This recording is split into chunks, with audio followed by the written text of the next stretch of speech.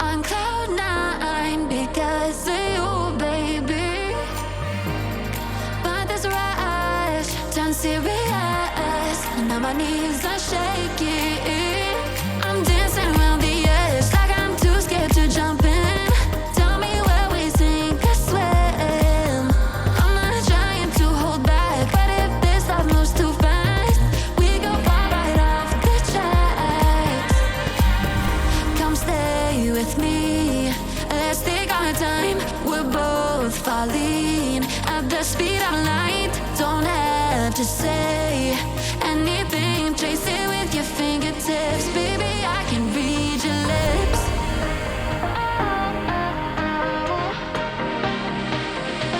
Baby, I can read your lips.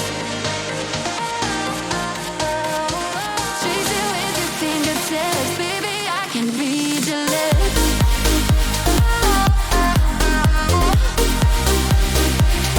Baby, I can read your lips.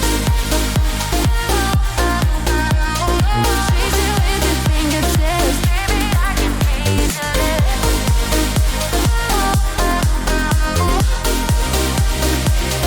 Baby, I can read your lips. Trace it with your fingertips. Baby, I can read your lips. Your body speaks and sings to me like a symphony.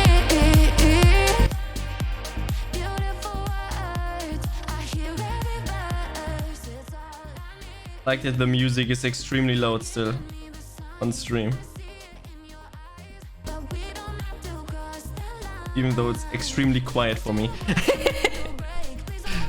So funny.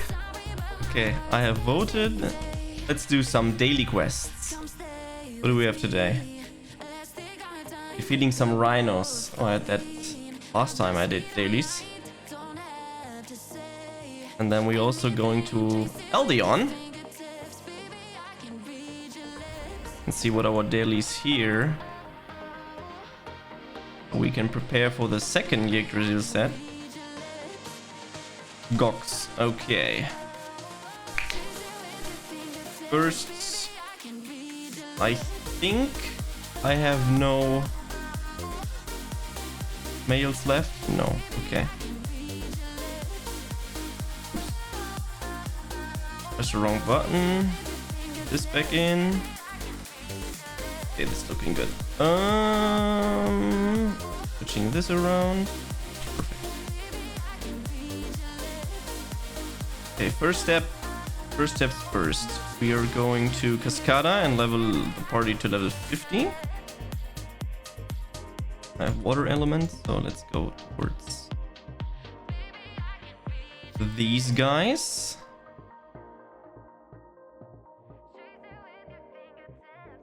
And then we activate some hours, or rather an hour or two, I think. That's max that I need to do my dailies.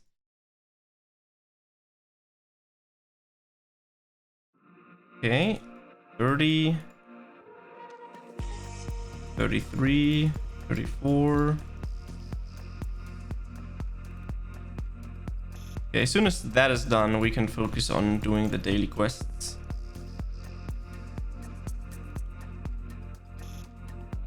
Someone is actually farming here? Impressive.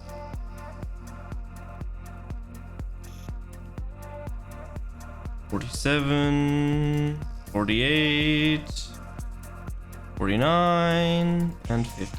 Perfect. Okay. Let's go to Flaris. Hello, Konta. How are you doing? Yeah, I think the event is over, so let me sell the rest of my coins. Yeah, the event is over.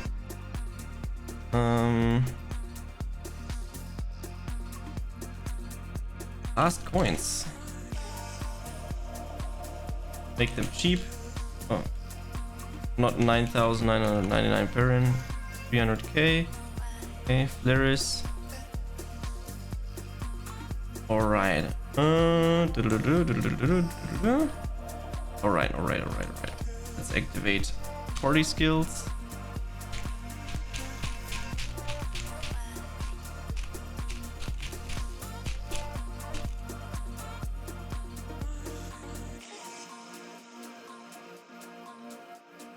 Perfect.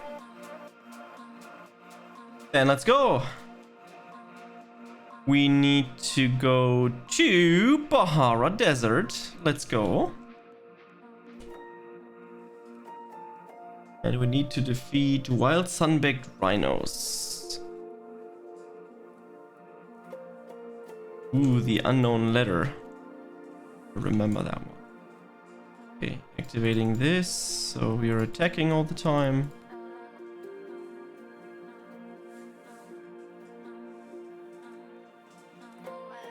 And that is the things that we need to do. What is our speed saying? 200%.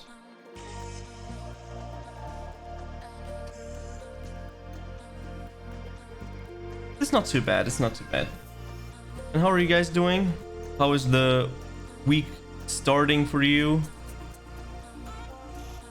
Was there anything particular going on? Did you had your mind dead, or was it a pretty chill time so far?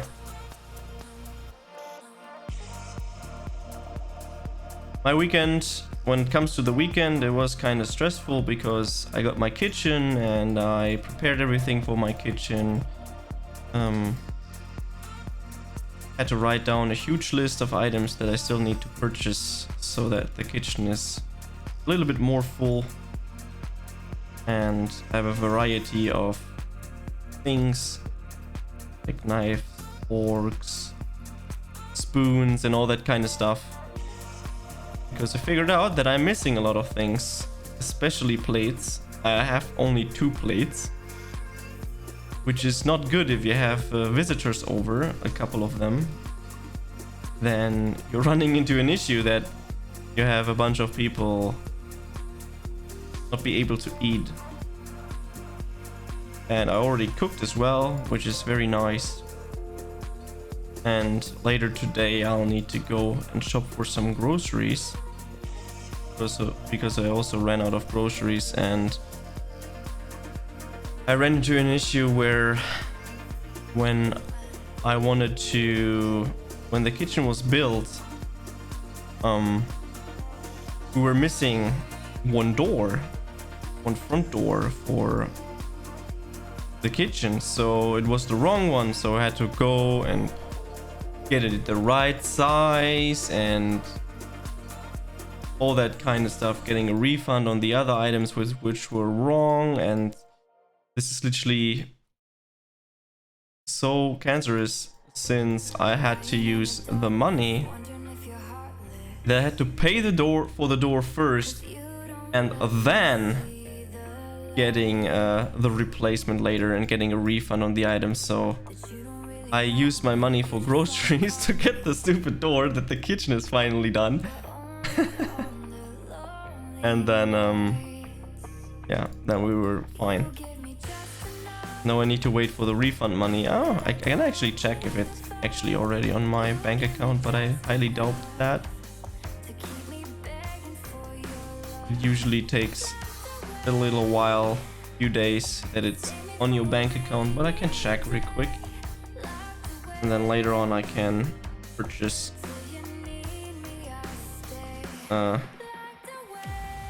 more groceries. This money is tight at the moment for the shit that I had to buy for this apartment.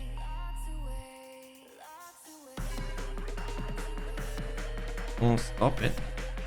It's still not on my bank account. Super rich, having 62 cents on my bank account is probably very helpful. Oh my.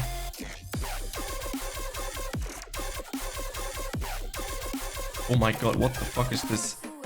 Dubstep crazy shit. Okay, let's see. Moods.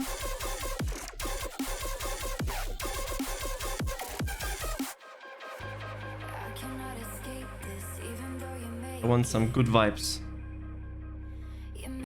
Perfect. Ah! That's already better jam. Like that one more. Don't want to listen to dubstep like music at the moment. Listen to that for too long, for too many years. Time for some other good stuff.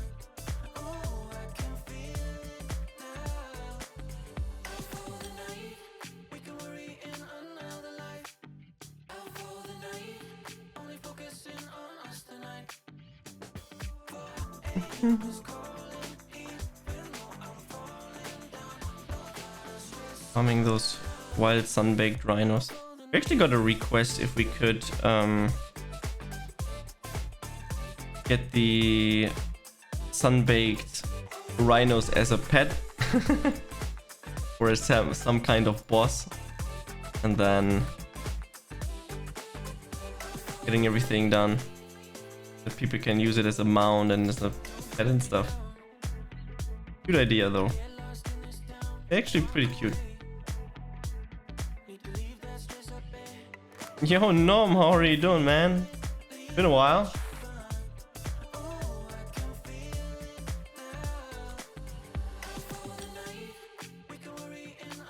Been a while since we actually spoke to another, you know? Need to get that fixed at one point. Need to hang out more.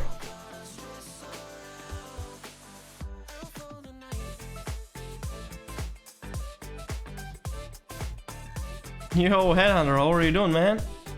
Dude, I'm doing fine. I had a very stressful weekend though with my kitchen stuff.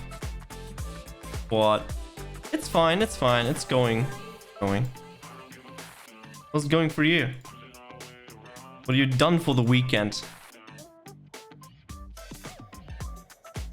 Just vibing, doing my daily quests here in Clockworks Flyff, and then my idea was that after I'm done with my dailies, we'll see whatever the fuck we can do in Clockworks Flyff, and if there's nothing spectacular that I wanted to do, I might consider and processing the idea and concept of me learning a new skill or improving a skill.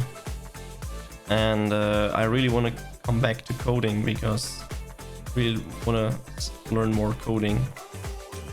Literally forgot everything that I've learned, and I'm going to do some courses about coding, and then we're going to go through this, and we'll try to do that every day in the morning.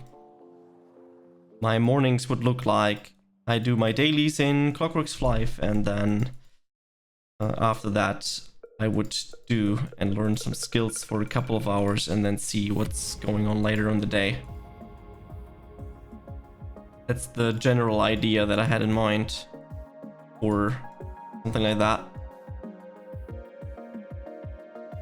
It started out me not be able to stream in the morning today, since first I slept too long, and the second part was my door was ringing all the time because my neighbor wasn't there, and I had to get all his packages. Annoying. Being good, I'm still on vacation, super chill, will be going back soon. I might start playing in the winter again, been super busy lately. Yeah. Enjoy your vacation. Where are you at for your vacation. Oh yeah, I'm definitely doing it again. That I'm focusing on improving my skills again. I have so many cool ideas that I want to pursue and do. Also for Clockworks Flyff. Some ideas for a website and all that kind of stuff. And also maybe a Discord bot, because people had some ideas and I want to get into that and learn that stuff again so I can do these things. There's so many cool ideas that I want to bring to life, but at first I need to learn and study coding again before I can do it again. Went back home finally. It's been like 2 years now. Oh my god. Glad to hear. For how long are you staying there?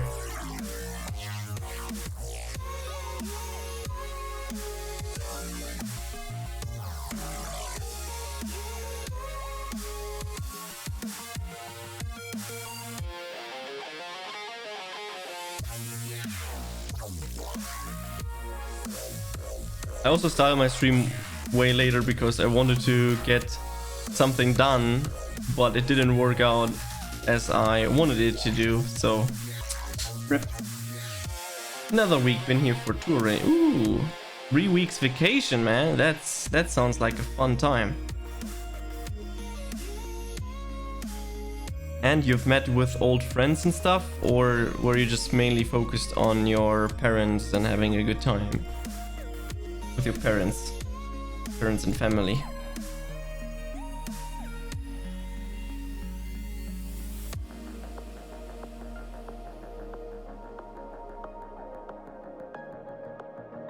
Man, I feel like I'll need another time for vacation.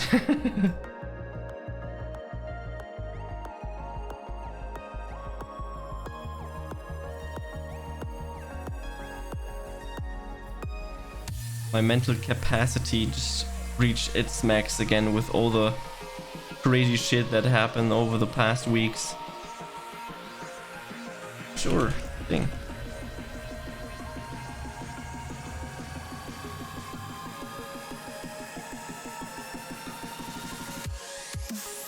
What are these magical things you're talking about, friends?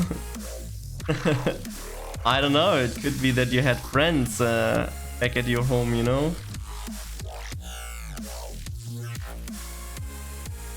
For the legendary birds Pokemon, how could you obtain them? You could buy a Master Ball, which included these pets. They were CWT only.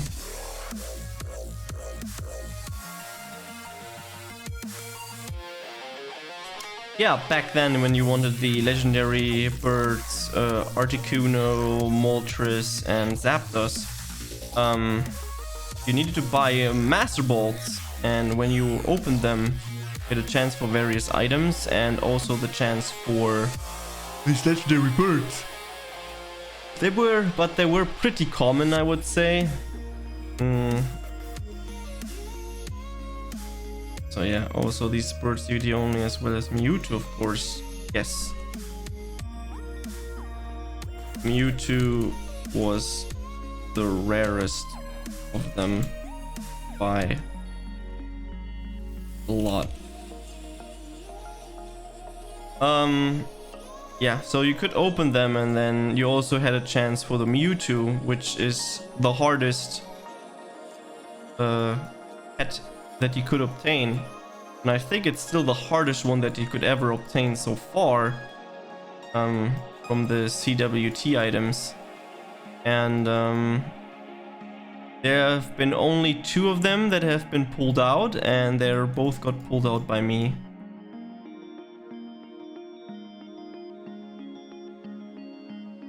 So would you say the legendary birds are more valuable than the blaster? It's all about nostalgia. How much these are worth. Regarding the actual value, the birds are more worth than the normal Pokemons.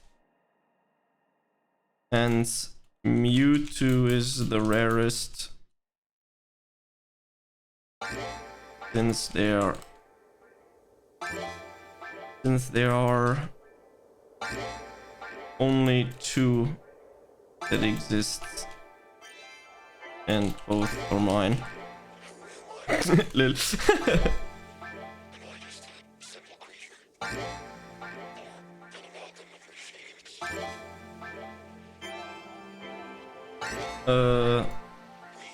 On top, not many people played that event, so yeah, they are limited as hell, and that's why they're worth that much.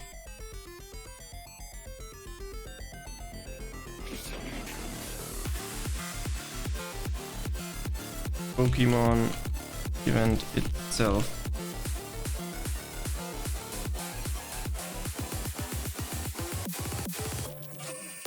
So yeah, if you don't know how the Pokemon event was going for, or how you'll be able to play it, so you basically farmed Pokeballs, which you could obtain through a Pokemon dungeon, or rather a dungeon that you had to clear. You got the Pokeballs. Then you also got Pokeballs from killing monsters. It's the same Pokeballs.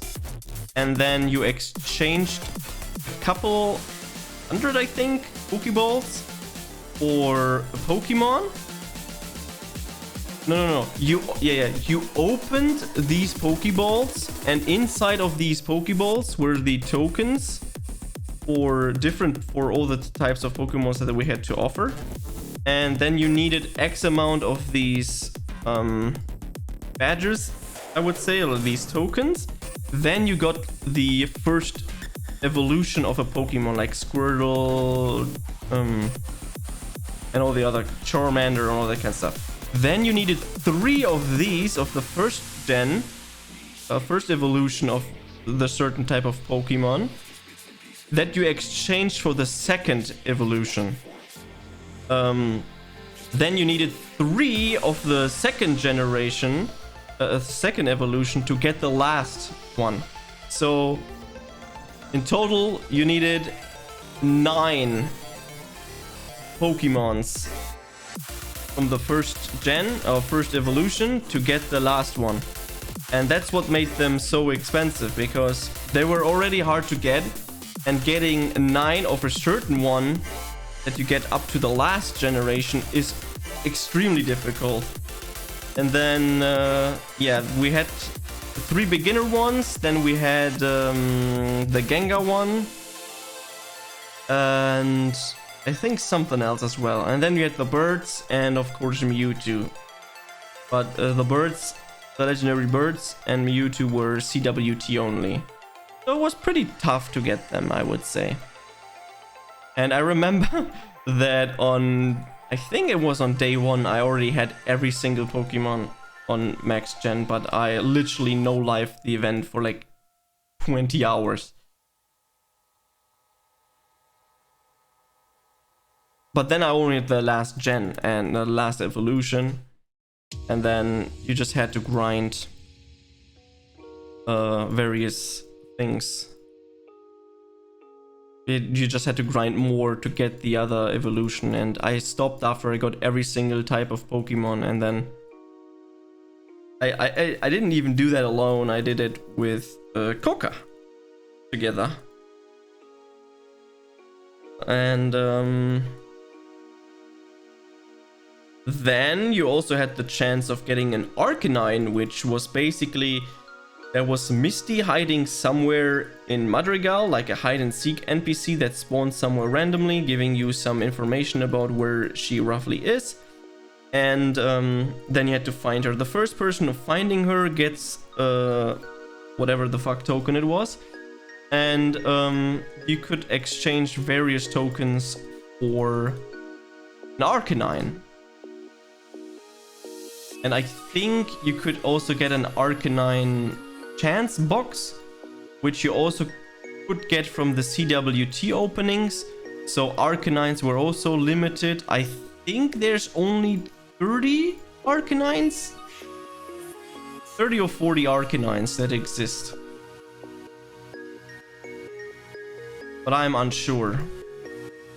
I've calculated it once when you did all the Misty findings and then you exchanged them all for Arcanines instead of the gambling boxes.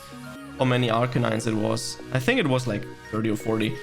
And then of course there's a few of them where you could get them from CWT ones, but I don't know how many of them actually exist. So they're pretty limited. You only have one friend and he's like 300 kilometers away. Okay, that sucks ass. But I feel your pain because all my friends that I'm currently talking to and I'm frequently talking to, they're like all living very far away. It's not very far away, but it's still a distance where you would say, hey, you need to drive at least 1 or 2 hours to go there one way. So it is a distance.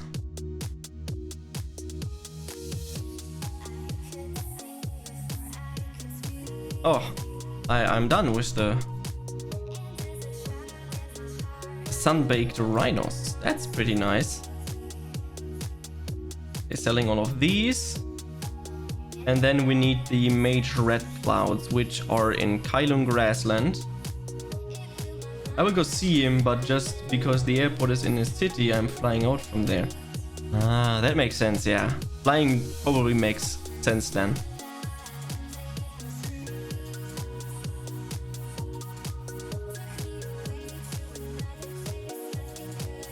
These are the ones that I'm looking for. The red clouds. Tired. Killed 34 players.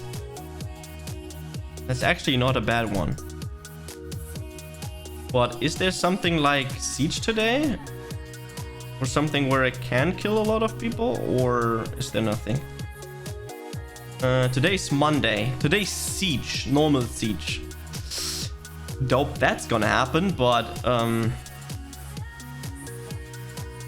will see. Maybe I kill people in the arena or myself in the arena. I can log in, you can kill me. That's one thing to do, but let me finish the dailies first.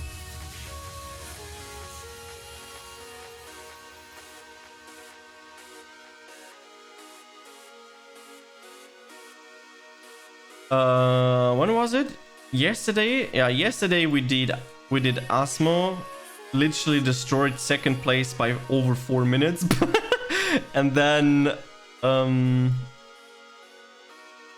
we did Clash. And we were 4 or 5? Yeah, we were 4 or 5 versus 7 or 8. And we won within 3 minutes in Clash.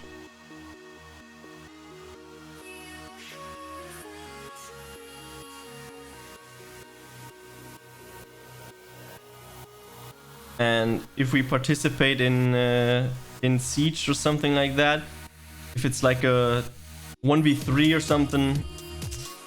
Last time I did Siege, it was a 1v3 or 2v3 or something like that, and I almost won. Oh, the door's ringing. I'll be right back.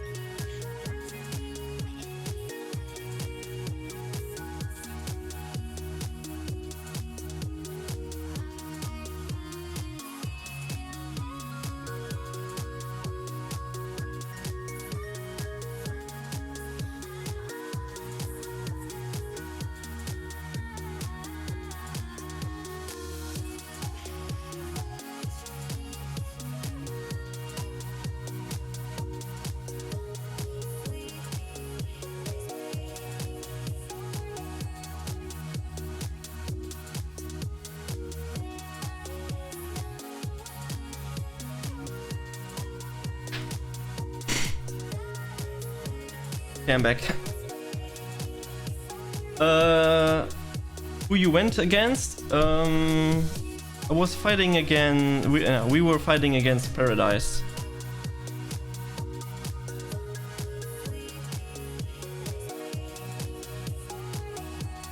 It was Paradise in Clash, which we destroyed within 3 minutes. And in Siege it was also against Paradise, which I almost won. 1v3.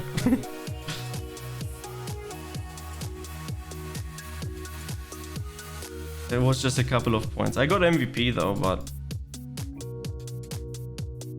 1v3 is then just too heavy when they have... I don't know what the combo was. It was Correct Shooter, Force Master, and Slayer or something. And pretty difficult to fight against. I mean, I had for a long time, we had a 3v2. But as soon as the 3v2 was over, it was ridiculous. PvE guild, yeah.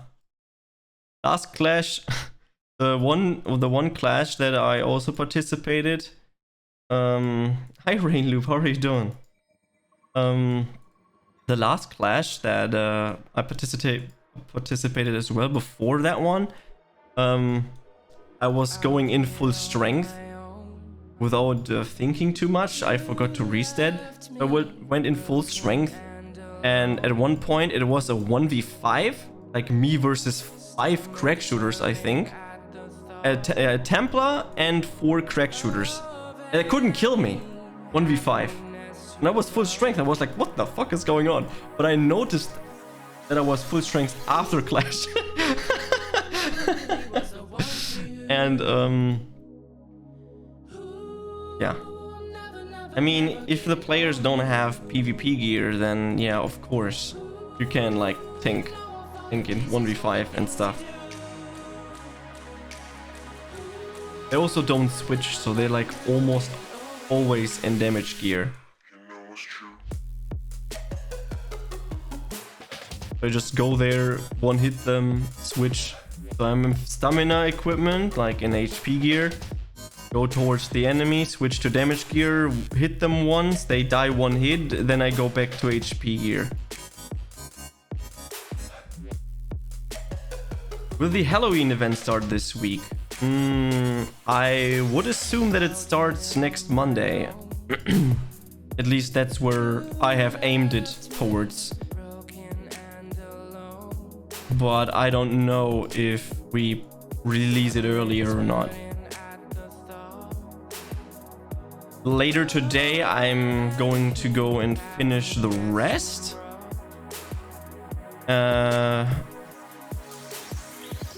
Of the stuff. But then we'll need to see. Also, Vladi is out of his vacation, his 1 week vacation, and he will be operational tomorrow again.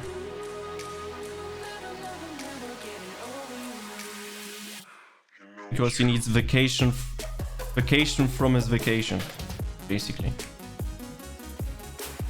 That's usually normally the case, you know. It's you just you go for a vacation and then you need a vacation for your vacation, which is pretty standard.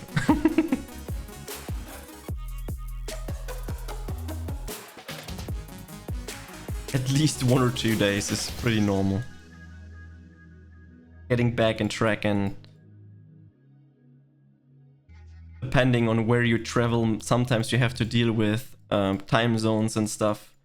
That shit can be difficult, especially if you have a longer vacation, like 2-3 weeks, and you're already in that rhythm, the sleep cycle rhythm, whatever the fuck, from that time zone. That can be very tough after you come back. Like when I was in the US, that was insane. Like your time shift is like 9 hours. So to come back from that trip and switching back your sleep rhythm, that was a nightmare. But it worked out. Took like 3-4 days. But obviously I was smart enough to also take a 1 week break after that too, so...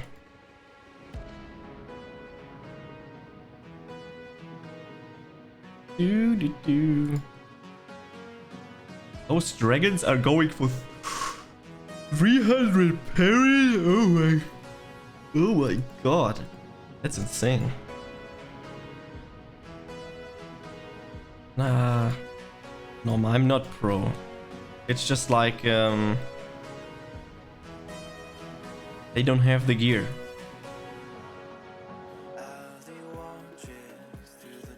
That's the main issue.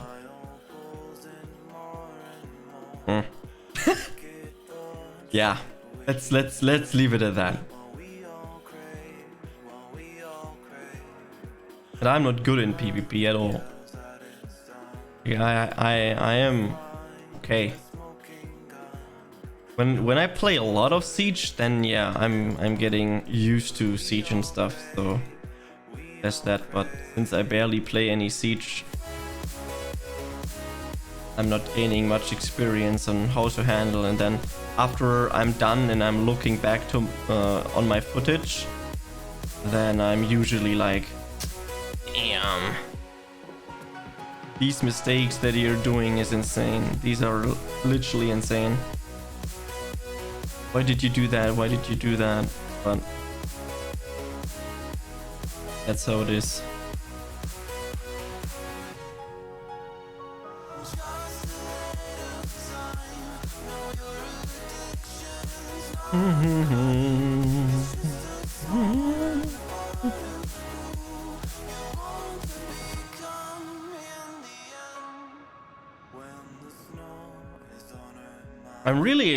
I'm really looking forward towards the Halloween event, to be honest.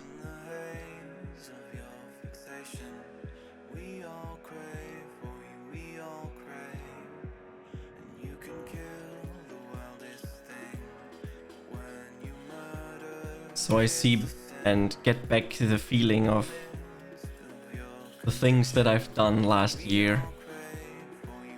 I mean, I could literally spoil it. We're bringing back the Halloween themed flares that I've worked on last year, and I'm still very proud of it, even though it's not much that I did, and it was the first time actually me working on flares for a few things, and I love that flares. It's so nice. League blocks any good to come back? I cannot say anything about the rewards though.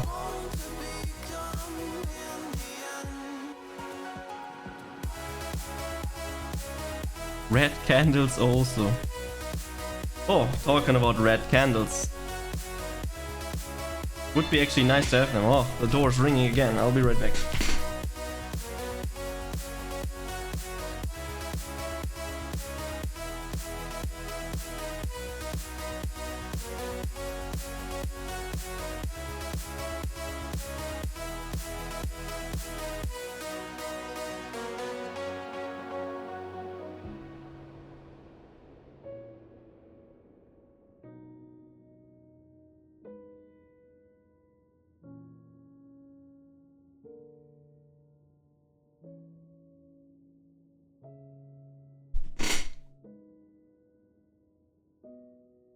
Hello, I'm back. Boo? What is this boo for?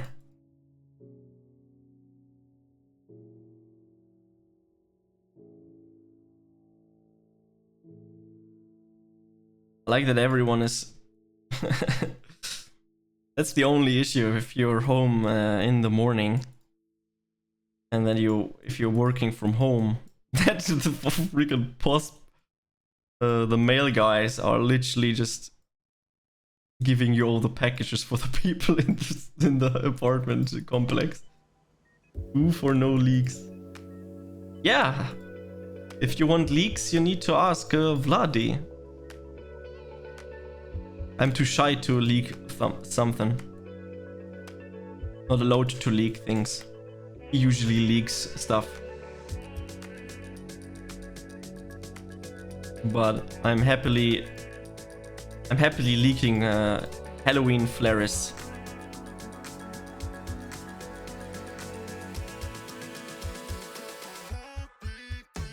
Keep them for yourself. Present! Yo, this, how are you doing?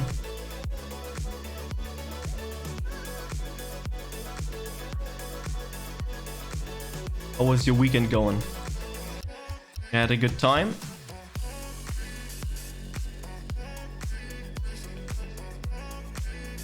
Oh yeah, I think since last stream I actually obtained the Juliet achievement. Big thanks to Dodo for that.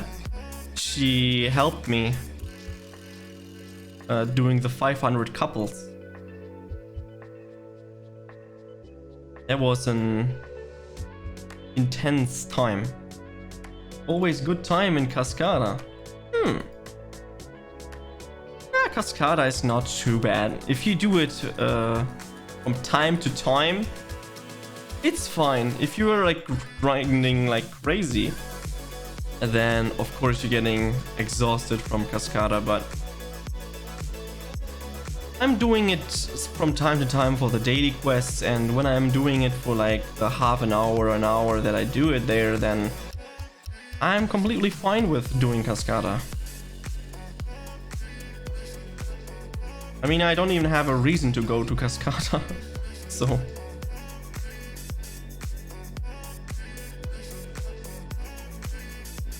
Halloween Flare is nothing to come back.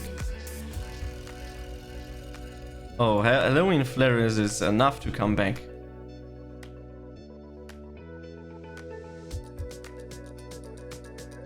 Oh yeah, Anarchy buffs are running out all the time now, since they are not free anymore.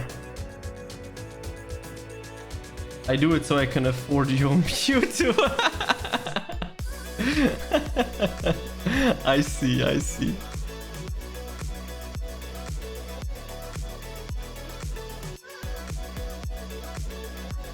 Stand and AFK? Yeah, that's the...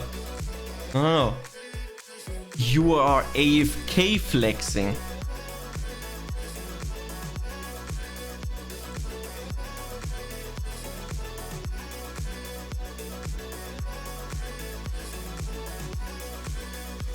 Currently I'm like leveling up my couple again. Ugh. I swear to God, this 500 couple thing was insane to do. Took so long. 2 hours.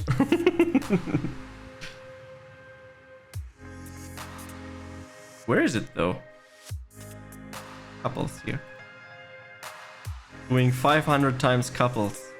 Ugh. But then I don't see the Halloween flares if I'm AFK flexing. You could be there standing in flares and typing with me.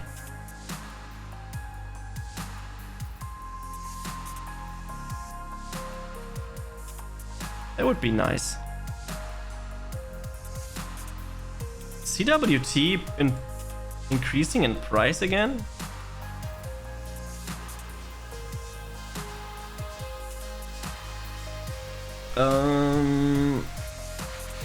Raid is tomorrow. Okay, tomorrow I'll need to participate at the raid. At 6, right? Yeah, at 6. Definitely need to participate at the raid. I need the last Yggdrasil set. Will you be playing like at 1 AM? Cause that's when I would be online, lol. You would be starting to play in like 12 hours from now? Then I wouldn't be online, because I would already be asleep. I usually go to bed at like 11 or 12, depending. And then I'm sleeping till 9. I'm sleeping too much though, I need to reduce that. But I've been so exhausted that I need to be sleeping so long. Imagine sleeping. Yo, Manu, how are you doing, man? I know, you never sleep. You're like always, when I ask you, you're like 500 hours awake. And then the next day, you just fall asleep randomly. Maybe you need to talk to me more often, so you just fall asleep from my boring voice. It feels like that each time you talk to me, you fall asleep.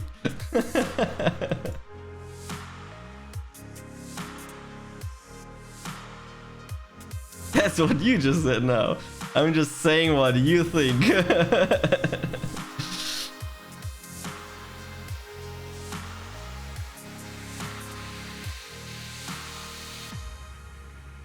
Just pointing out the truth.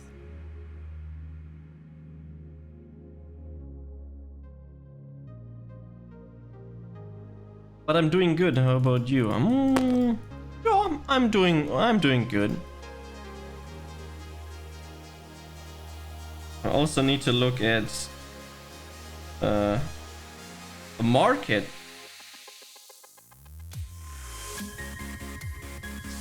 But literally forgot about it because of streaming, and the market literally crashed.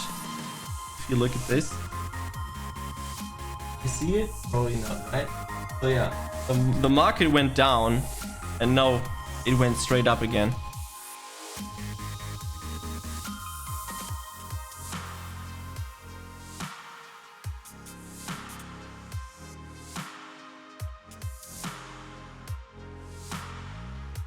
Trading, man. Actually looking into a thing that a friend requested me to look into, which is crypto trading things. Automatic trading for crypto. And he's doing it for a couple of months now, and it's looking pretty good. I don't even know how long he does it. Maybe not even months, it's years at this point, maybe. And it's 24/7 trading, and it's not like extremely profitable. You just make a couple hundred a month, maybe, depending on various factors. Yeah, we'll see. I'm currently doing the demo version, checking how that works out.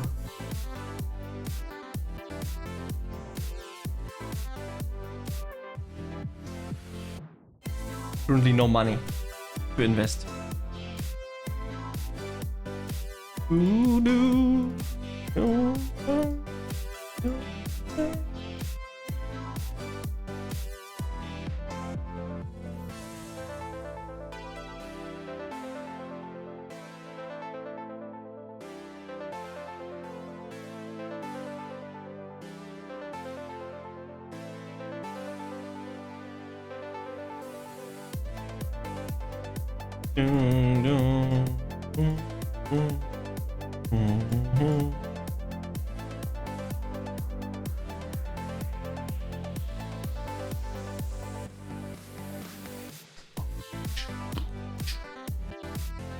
Ah, Manu, I saw that you have been playing Counter-Strike lately again. Oh, come. Oh, Noms is online. Big ears.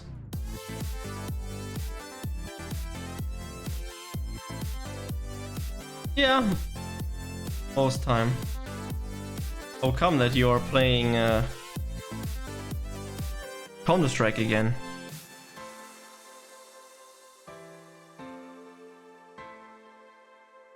You're bored. I feel you.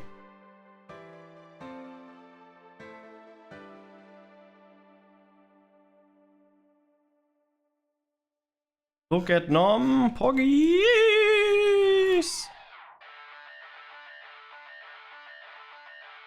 Been so long.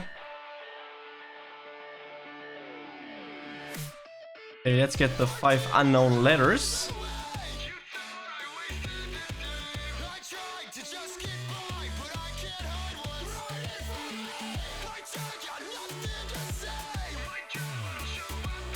like my spooter. Good spooter. Come kill me. That's a weird request.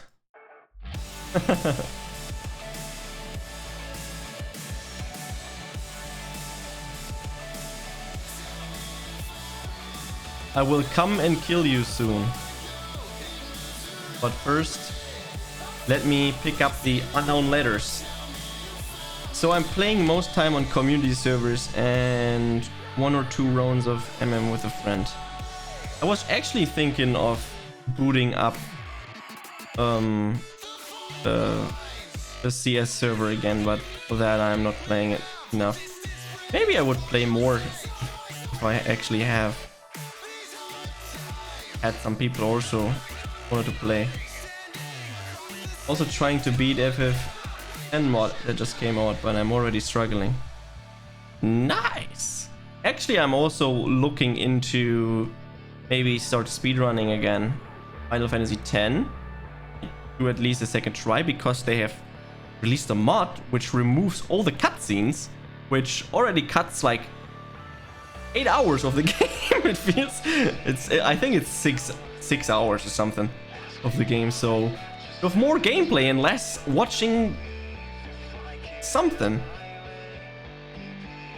Less movie, more gameplay. Please. I'd consider looking into that again.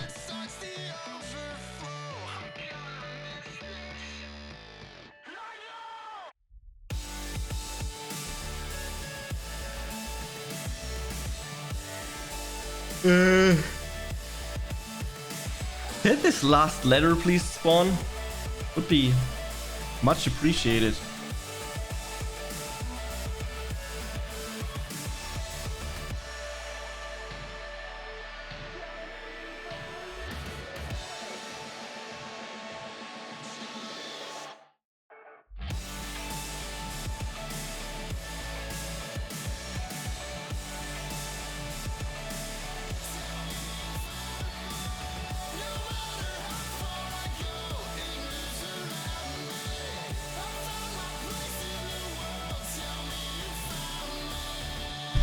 Okay, where is it? I have to jump. Okay.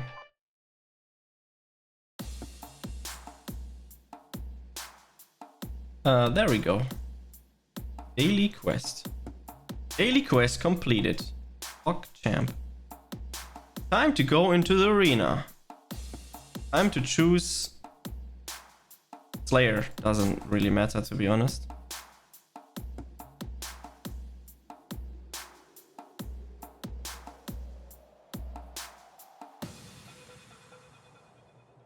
One out of 32.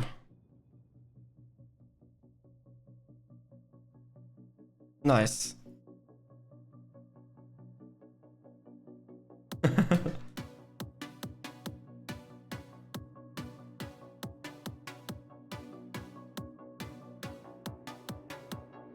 Yeah, around 9 hours would be skipped then.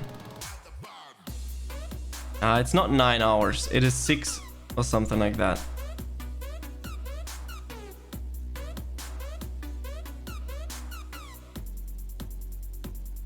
No mouse, I'm on my laptop. Yeah, no problem.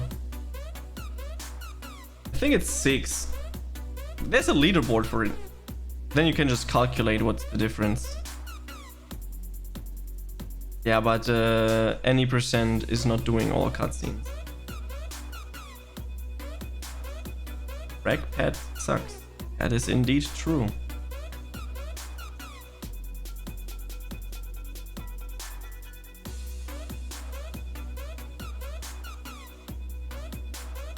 That's why you're going for 100%. Nah, 100% is too long.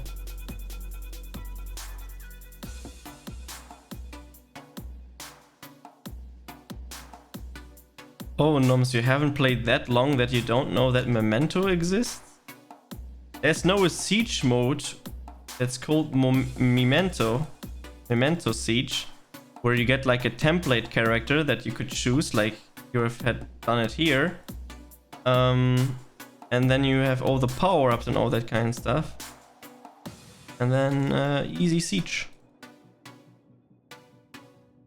Aye. Now it's an arena too.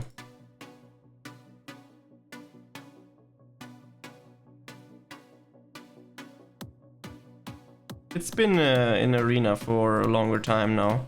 People requested it so they could balance the classes better for Memento. For Meme Siege. But so far I have not seen a single person helping in regards the balance of Memento Siege.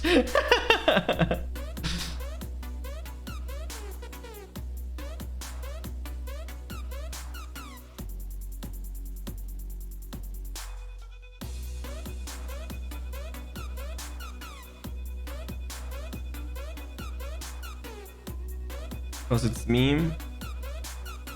Yeah, nobody does normal siege anymore because there is Memento.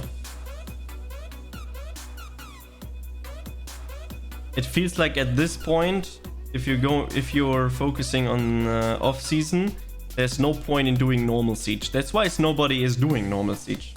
There's like no point in doing it. Everyone is just doing Memento. Yeah, why should I grind for HP gear if I can just play Memento Siege? And I don't even have to use anything. You don't have to do anything. You can be level 1, you go to Memento Siege and you get everything already prepared for yourself. Like, there's no point in actually playing the game. If you want to play PvP, you just play Memento Siege. Create a character, play the siege, log off.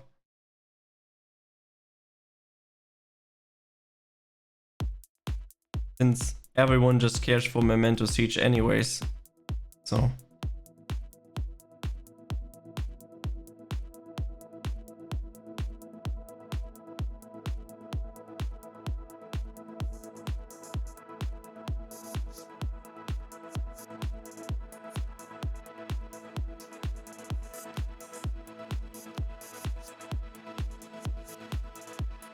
Thank you for helping.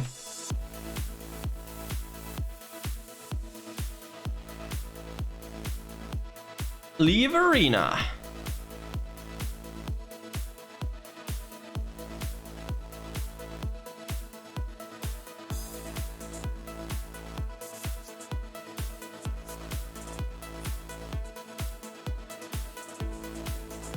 Okay, time to sell all the things.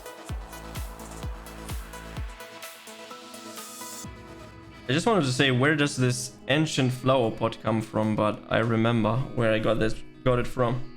I used a mature flower pot.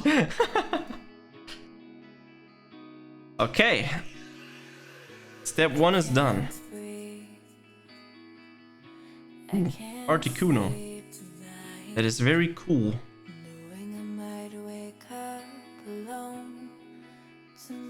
This one has no beats. Sage. Time to buy some speed beats. Perfect. I'll need to kill 900 Goks. Okay, let's go. Eldion. And then go towards the Goks.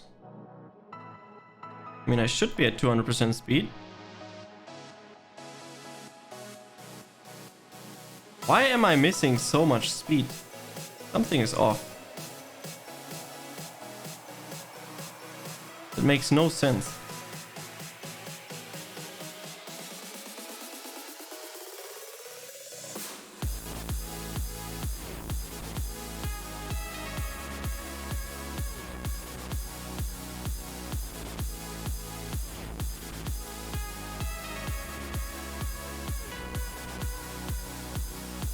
Just missing like 30 speed for no damn reason.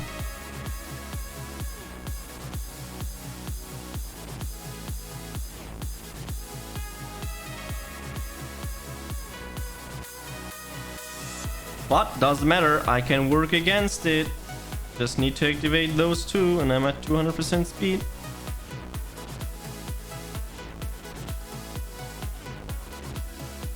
Okay, F tool, and go. 900 Gox.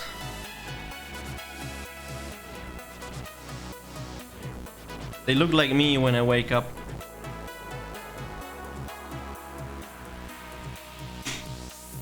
I also sit like them, like how they are walking and standing.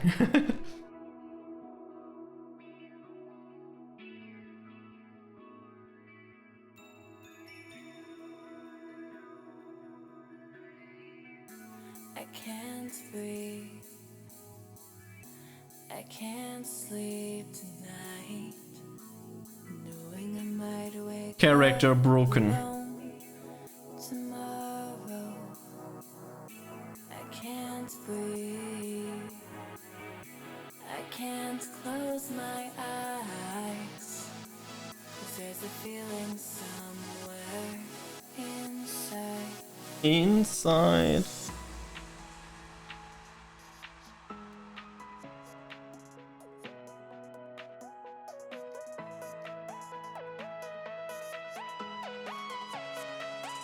No worries, I'm off the game, nothing to do with the trackpad. Yeah, it's fine, man. What's the difference between Cascada and Eldion, since both are 150? The difference is in Cascada, you mainly farm raw Perrin.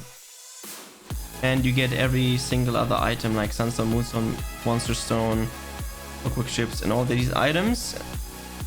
But in Eldion, you are mainly here for EXP. Those dogs here, for example, these monsters here have a little bit twice as much HP as the small monsters in Cascada, but these monsters give more XP. I don't know the exact amount, but they give a significant amount more HP than the monster in Cascada. So it's more about for farming XP, like for leveling. And they also drop way more angel coins. I think it's like 30, 40, 50% more angel coins than in Cascada.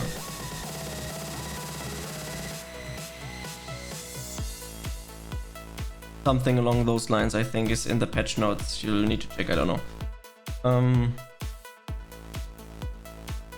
So yeah. Eldion is more for leveling and farming angel coins, and of course you get the other stuff as well. And Cascada is for Perrin, basically.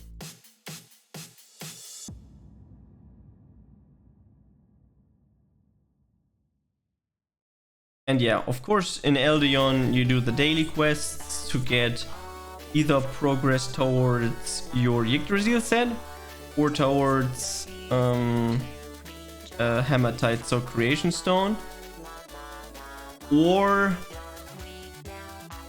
yeah, that's so far everything that you mainly to progress your gear you can obtain here in Eldion.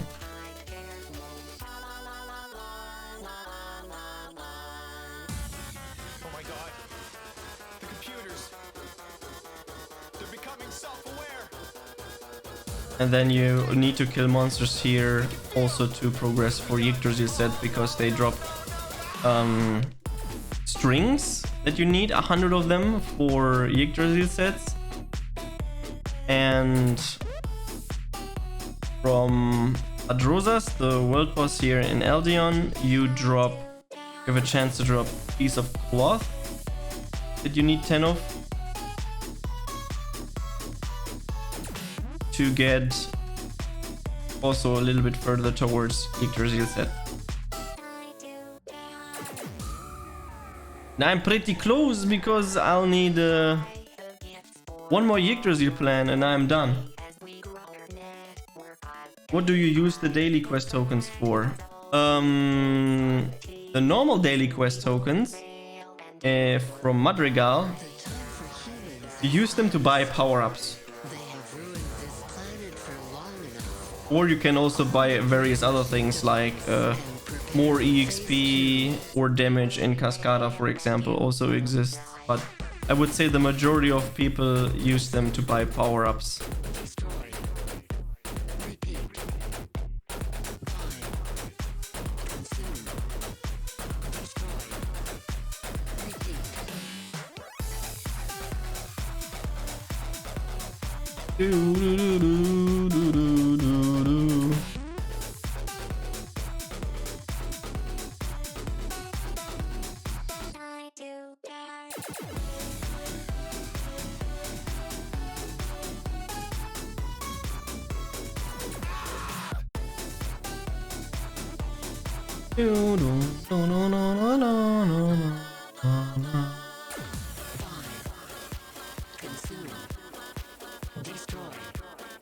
Yeah, I think on average we made it so, or rather I made it so that the daily quests take 20 minutes each to complete as a 101.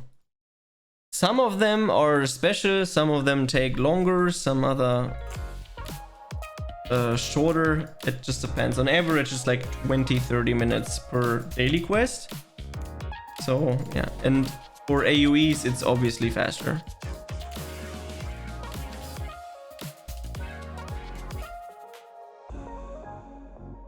But we don't have a difference between AoE and 101, so I mean we could do that.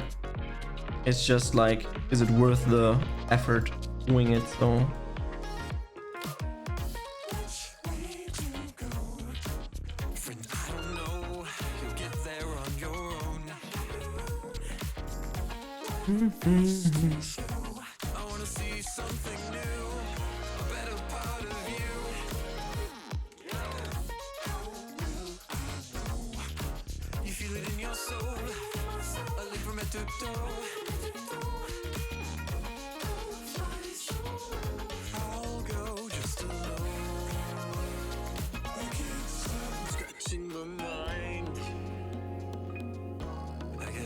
asking why. Stop telling me all the time. Everything will be fine. Everything will be fine. I'm pretty unlucky that I got twice the same daily quest. I feel sad.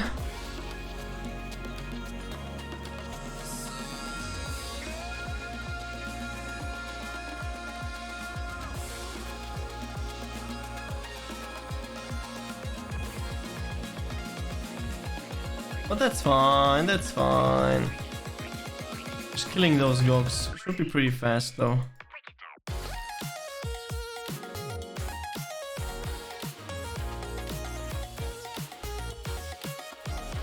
I wish I had a game that like hooks me a lot again.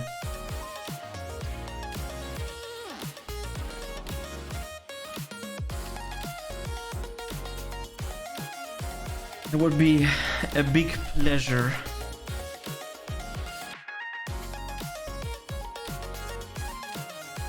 There's just no game actually out that I'm hooked with. Yo, Sonic, man, how are you doing?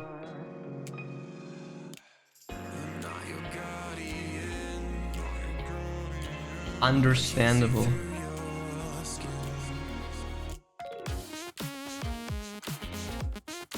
That's why I'm getting into Bloodstained again, trying to go for any percent. Oh, Bloodstained. Actually never heard of that game.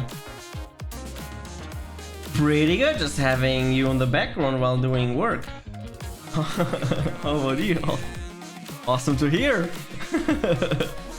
What kind of work you're doing? I'm doing good, thanks. Just vibing. Imagine, dude. Imagine working.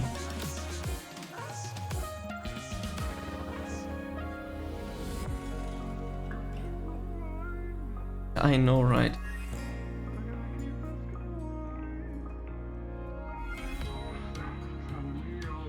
Just some schoolwork. Ah, I see.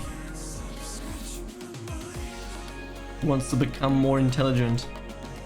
So he outsmarts us in every point of life.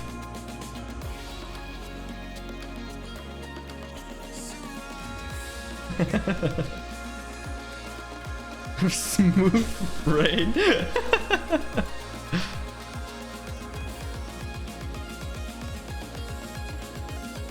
You could say that, yeah. He already outsmarted us anyway. True.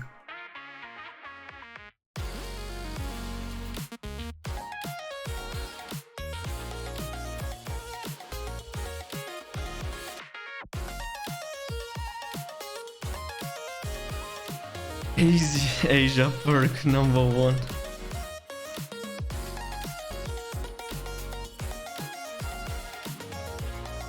Just be smart, forehead. It's that easy, man. It could be so simple. Just be smart and you're good to go.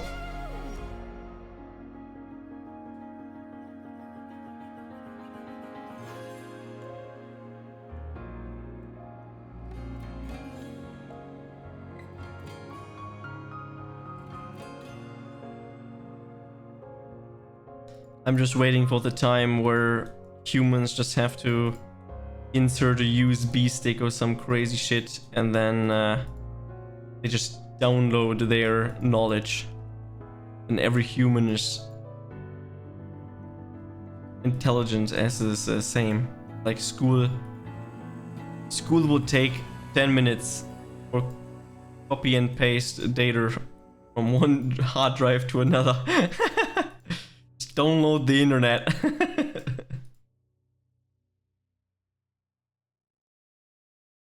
And then there would still be people that are smarter than you because there will be like underground illegal USB drives or hard drives with hidden knowledge that you need to pay and you need to have a paywall.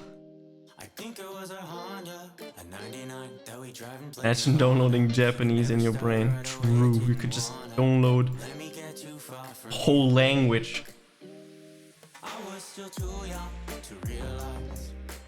You could buy this for roughly $1,000. You're coming to a time period where you just pay with time.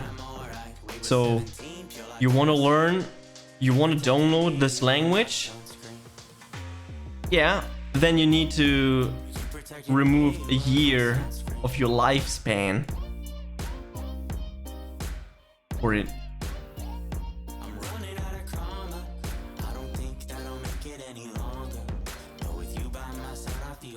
Yeah, basically superhumans, true.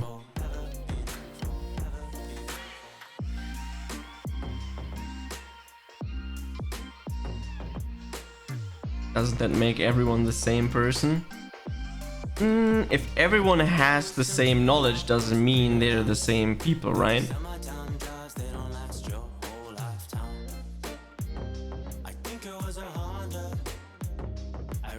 I mean, of course you need to still have your own consciousness and stuff, but you could still like know everything that other people know and still be a different kind of person and do other stuff, so...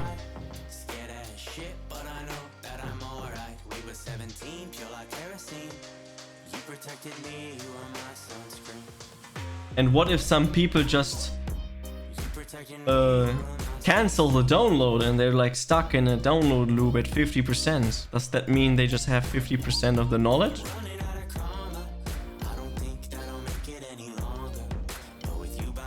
The download or the copy paste was interrupted because someone just pulled the plug and then everyone is just 50% is smart.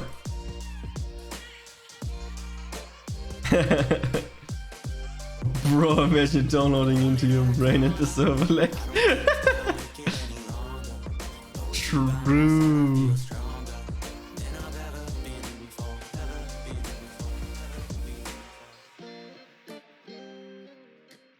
You basically start with like 100 megabytes of information in your brain.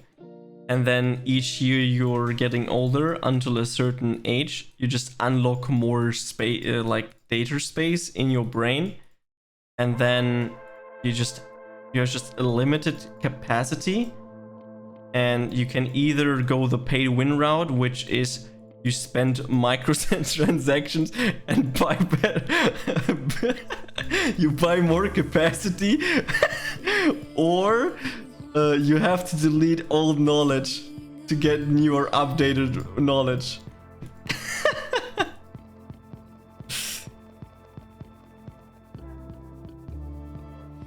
With the age of 18, you have like 20 gigs or like 18 gigs of data, you know, every 1 year that you expand, you get 1 gigabyte more space. And then if it's full, you just need to erase other knowledge.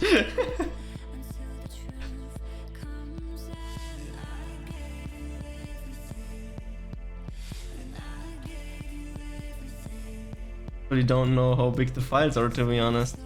True. So you need to be specialized about a certain thing that you want to have. And of course you need to pay each time you want to download something. It's not like permanent, temporary access. One time installation. TXT files in your brain.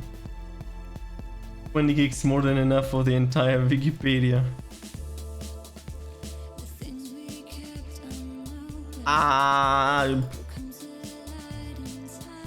Could be. In raw text files, maybe.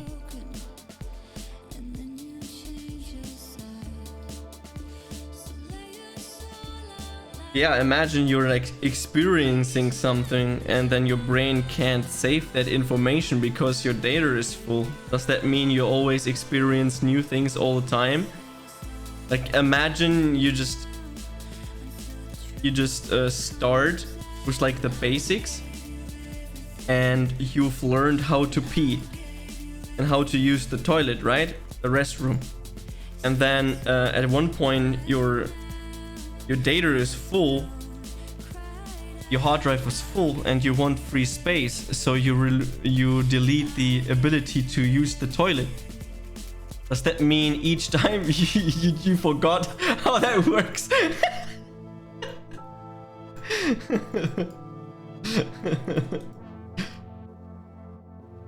You know, pee out of your ass.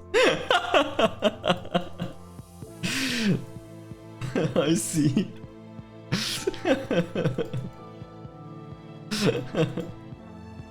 No, you just see a toilet and you're like, what the fuck is this thing? And then you just pee like next to it.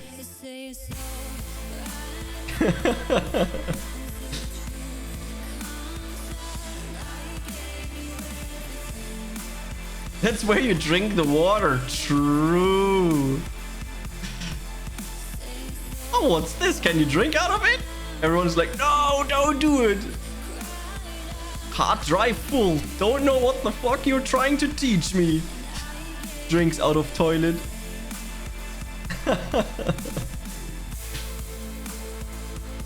Oh my god. So stupid.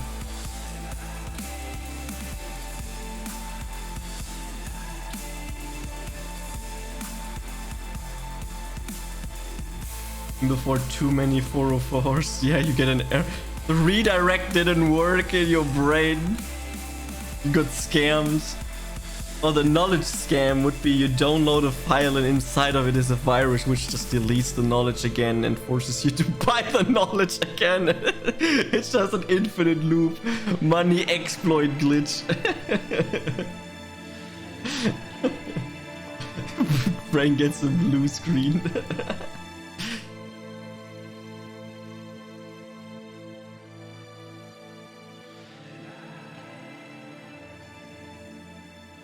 Infinite reboot. Oh, we're done. Okay, awesome.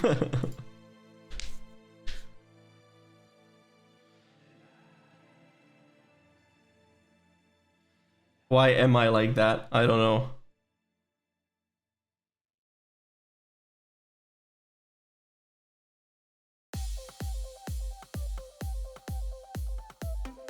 A new currency unlocked. No Windows recovery to save you from that. True. Okay, I've done all my daily chores. Don't need that, don't need that. Is there anything? Jump for that and do PvP damage for that? Nah. No, I'm not doing that one. I guess I'm done with doing my dailies. I'll be right back.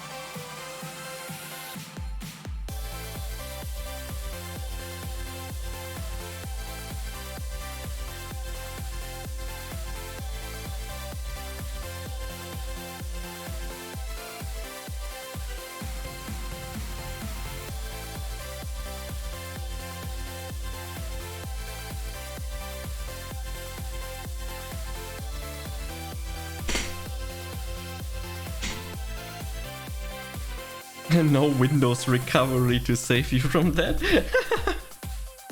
That's a good one. Okay. The idea now is that since we're done with this, I'm gonna take a small break by eating something. We can maybe watch something together. And then we're going to switch over to learn some stuff. Okay, let's see. What is there to watch? I have a few things, but that's not for English content.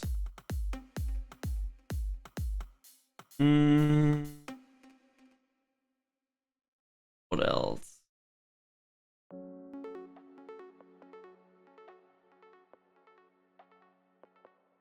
Squid Games. I don't watch Squid Games. What the fuck? ES content? What? What do you mean by ES content?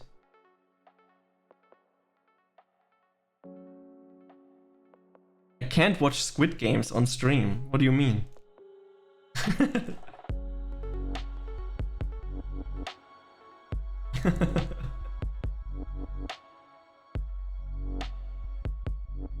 I've watched the first few episodes and I don't know.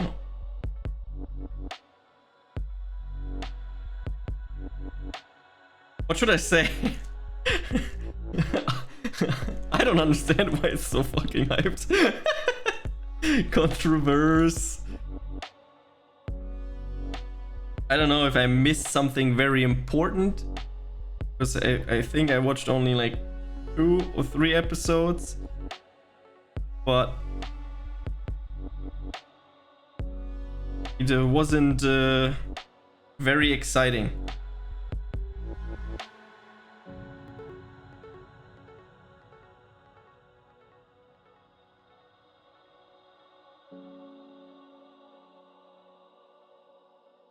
Yeah, what should I say?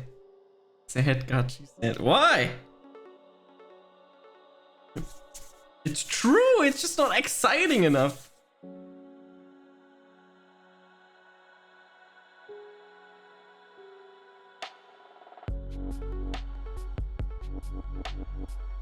Oh, I like stuff.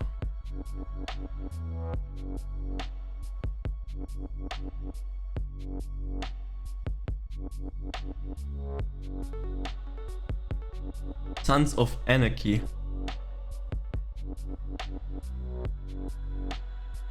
What's the idea behind Sons of Anarchy?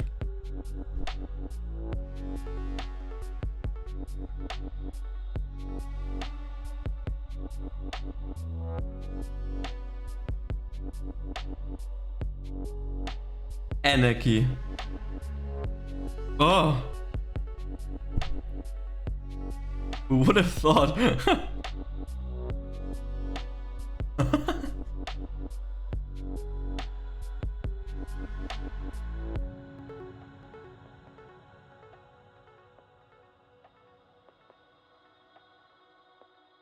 I'm honest, it's been a while since I had like some kind of series or whatever mainstream one that I enjoyed watching.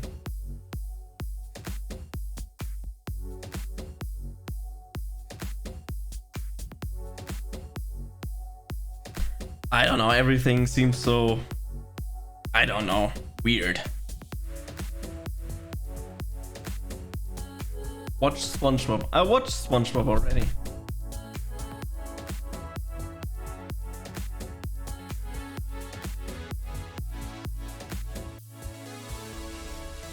Yeah.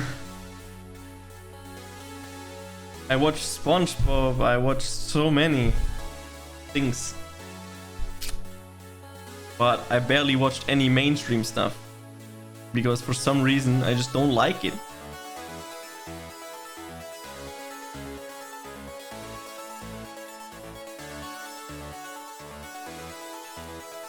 So weird.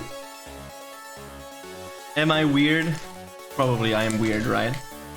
Probably I am. I am the issue. Why can I not be normal and enjoy normal brain dead things that normal people do? No.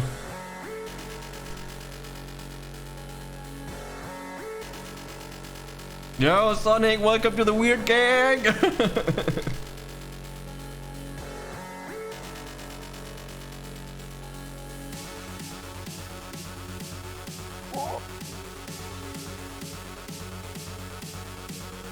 Hype! The music is hyping it up!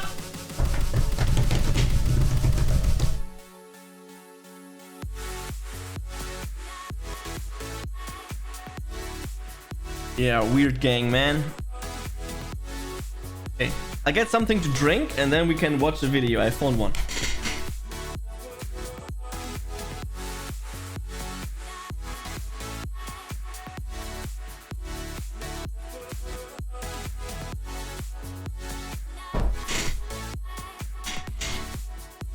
But first, before I do anything else, because we're not playing Flyff anymore, I need to delete my stream self-promotion. And is anyone doing something? No. Okay. Let me quit all the clients. Okay, get rid of this. Deletes everything. Indeed. And then we are going to watch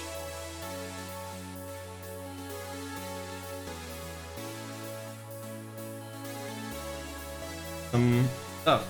Let me duplicate this one and call this desktop. Then we go up. There we go. And then we're gonna remove some stuff. Alright. Add display capture. Main monitor. That's not my main monitor.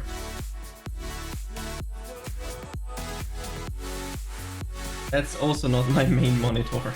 Ah! Found it.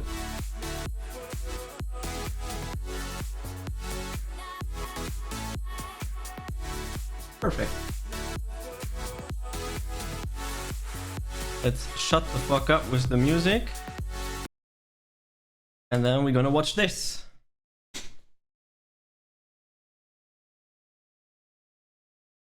Okay. HCP. What could it possibly mean? So this is it, the very best sweets, snacks, confectionery, drinks that you can find in Japan's convenience stores. We're going to take you on a journey through them all today. But first, you're probably wondering, what does HCP actually stand for? Now, for some context, I bought this bag, this tote bag, from the 100 yen store just yesterday at Daiso, or as it likes to call itself, the Life Coordinate shop. I was there to coordinate my life with cheap bags. But just because something's cheap, it doesn't need to mean that the brand is bad, even though in this case, it most certainly is. Because it turns out HCP stands for, it's written down here, I like hamburgers, I like chicken nuggets, I like potatoes.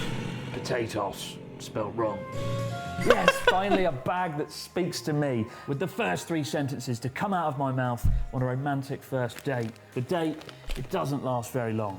Now, Japanese convenience stores, they don't require much of an introduction, but today I want to share with you guys 21 must-try items that you can find at Lawson's, Family Mart, 7-Eleven. They're either things that I eat and enjoy every day, or the things that I've chosen for quirky branding designs and packaging. Admittedly, not all of the things here are good, but they are still things that you need to try at least once. But this whole video will culminate in me trying the thing that I've waited for my entire life, and that is Family Mart potato chips. They said it couldn't be done to combine the rich, juicy flavour of chicken with crisps, but it has been done.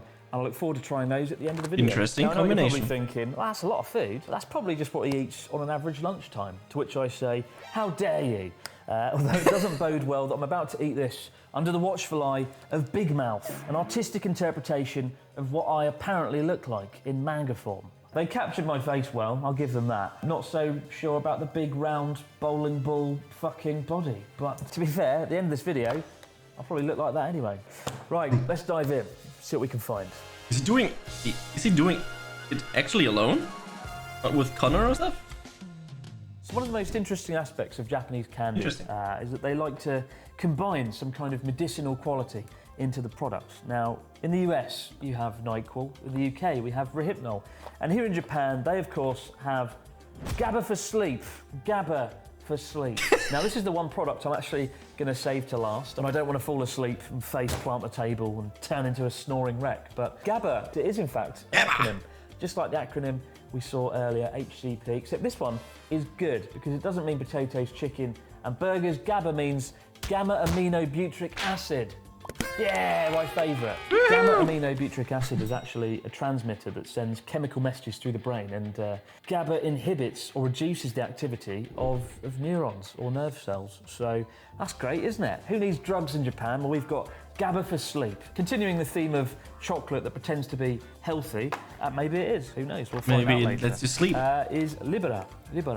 For the longest time, I thought that said Liberia, the African nation of Liberia, because one of Japan's other biggest chocolate products is, of course, Ghana, a tribute to the country of Ghana and its cocoa beans. So I thought, oh, it's Liberia. It's not, it's just Libera. So, important distinction there.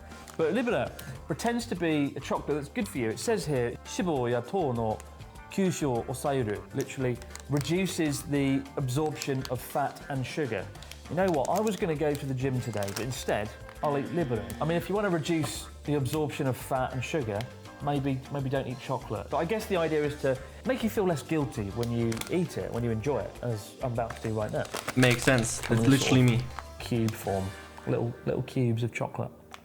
Whoa. I can feel the fat and the sugar like melting away. Good God. That's bollocks, isn't it? Tastes good though, tastes good. Now, because I'm a healthy individual, I'm going to wash down this tasty Libera chocolate with my favourite, Coca-Cola Plus. Don't worry, Coca-Cola is not typically associated as being a healthy drink, right? But this Coca-Cola Plus, which you can only get in Japan and a few other countries in Asia, it's got dextrin in it. A lot of dextrin, which is a dietary fibre. It's supposed to help you not absorb fat. And it says on the bottle here, one of these a day with your meal, it'll help with reducing fat absorption. So, between this and this, by the end of this video, you're going to be a new man. Who needs lettuce and exercise when you've got chocolate and Coke? True! Tastes awful. Absolutely awful. Bollocks. If you want to be healthy, avoid that at all costs. Next up, it's time for something good, and that is cream colon. Cream colon. It's a clever name because cream colon is actually a medical condition you'll get if you eat too much cream colon. The product becomes the affliction. It says on the box here, fragrant milk, the best kind of milk there is. And otona no milku, literally adult milk, which sounds very suspicious. But it's quite common in Japan to see that. Otona no chocominto here. This is adult chocolate mint. It's quite common to see adult being used on branding and marketing of products because it's got a sort of adult taste to it that if children eat, they'll explode into 1,000 pieces. But let's dive in. Let's try some Otona cream colon. Look at that. It's a nice box design. I like that. Big fan. I mean, it sounds awful, but it is like a colon, like a little piece of a slice of colon filled with cream. When you think about it like that, it doesn't sound good. But it tastes really great. Cream colon, definitely get it. Just don't eat too many, lest you get cream colon. The most delicious affliction. I will eat them all. Next up, we all know the YouTuber PewDiePie, but have you met his Japanese brother?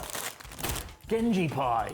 Yes, that's right, it's Genji Pie. Made, as it says here, from the finest ingredients of wheat, flour, margarine, sugar, and more. Don't stop there, I want to know all the ingredients. Why not make your tea time more delightful with Genji, the heartwarming pie? And there's not just one Genji pie, there's 28 in one bag. You get more bang for your buck in this Genji pie than you do perhaps in any other product here. And what I like about them is they're heart-shaped, because if you eat all the Genji pies in this bag, you will need a new heart. They go hand in hand with cream colon. The ultimate combo. Makes sense, There's makes cream sense. colon all over the table now. Probably the messiest thing I'll buy today as well. Genji pie. It's like a little baked treat. I haven't had one of these in years, actually. The only people I see who buy these are like... These exist also here, but they're not called Genji pie. Or am I stupid? I saw something like that here as well. Or maybe it's just something that we have in the bakery. Knockoff, probably? Nah, that won't be a knockoff. 85 years old, and they put them on the table so when guests come, you can eat them. For something that's been in that bag probably like 6 months, it does still taste pretty fresh. It's quite soft and pleasant. So do PewDiePie proud. Get him some Genji pie.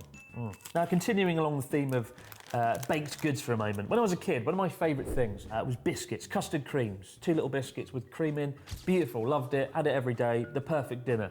All the nutrition. Perfect dinner. In Japan, though, custard creams have a rather different name and a rather more exciting name because custard creams are called sugar butter sand tree. Delicious. You had me at butter sand, which sounds like the last thing you eat when stranded on a desert island. Oh, fuck. Look at that.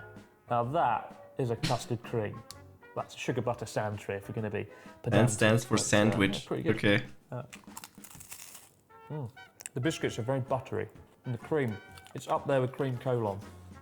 And there's a mess all over the table now. Shit. When you walk into pretty much any convenience store in Japan, you will come face to face with a fridge filled with what looks like lots of little medicine bottles.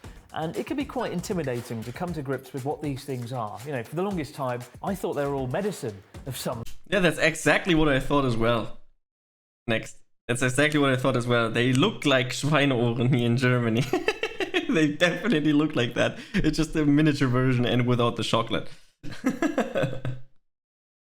sort. But the truth is, while many of these items are made by pharmaceutical companies, they're actually just energy drinks in disguise, and even a magic witch's potion that will get rid of your hangover. And so, it's to this place of magic and wonder that we now turn our attention. So imagine you're tired and you need to wake up in a hurry, and you've got no access, for whatever reason, to coffee or cocaine. What you need is this, or these little bottles here. This is... You usually do cocaine as well in the morning, you know, to wake up. You just... If you want to get your day started, you use cocaine. That's for sure. That's normal, right? Right? Is Lipobitan D, and it is all the excitement of D? Initial D? Red Bull in a tiny form factor, in a glass bottle, gives the illusion of being some kind of medicine, but actually it's incredibly potent. When you drink this, you will be able to see through space and time for about 25 minutes, and then the caffeine and the taurine will wear off. You wish you'd never been born. And it, oh, crikey. It smells a bit like Red Bull, but more purified. So, yeah, be careful Pure Red with Bull. this. If you have two of these, That's why it has D in it. It's initial vitamin D. Good one, Sonic, good one. you will probably have lots of heart palpitations, but one's all right. One will wake you up, and oh, it's very sharp and sour. Next up is Oronomin C. They've all got really awkward names. Lipobitan, Oronomin. But this is kind of a less caffeine-filled drink. It's lots of vitamin C. Basically, if you want a dose of vitamin C, this is the thing you drink. Yes. It's got a nice sort of addictive taste. It smells like lemonade mixed with honey, mixed with caffeine. This tries to bill itself as more of a health drink than Lipobitan D. I drink this quite a lot, to be fair, when I need it's to be like pepped up vitamin a little C, bit. So right? It's not as bad as this one. So, heart palpitations, a nice afternoon. Oronomin C is my preferable drink. Moving on, we do, of course, have energy jelly.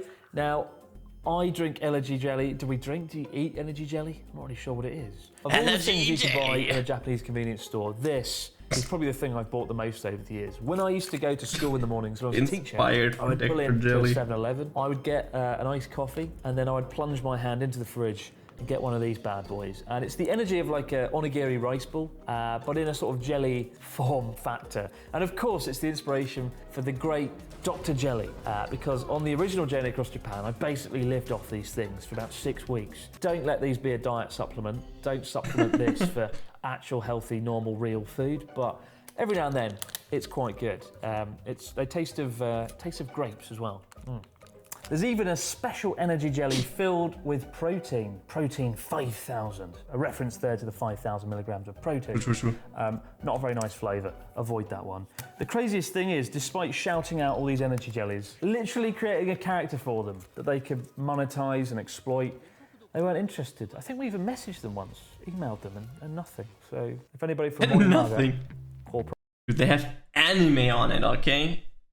Who cares if it's some Chris Broad telling them, hey, millions of people will see this. We put an anime character on it, it's fine. operations watching, I'm your guy. Well, Dr. Jelly's your guy, but I'm his manager, so contact me first. Now, in a moment, I'm going to take one for the team by drinking 1 cup sake, God forbid.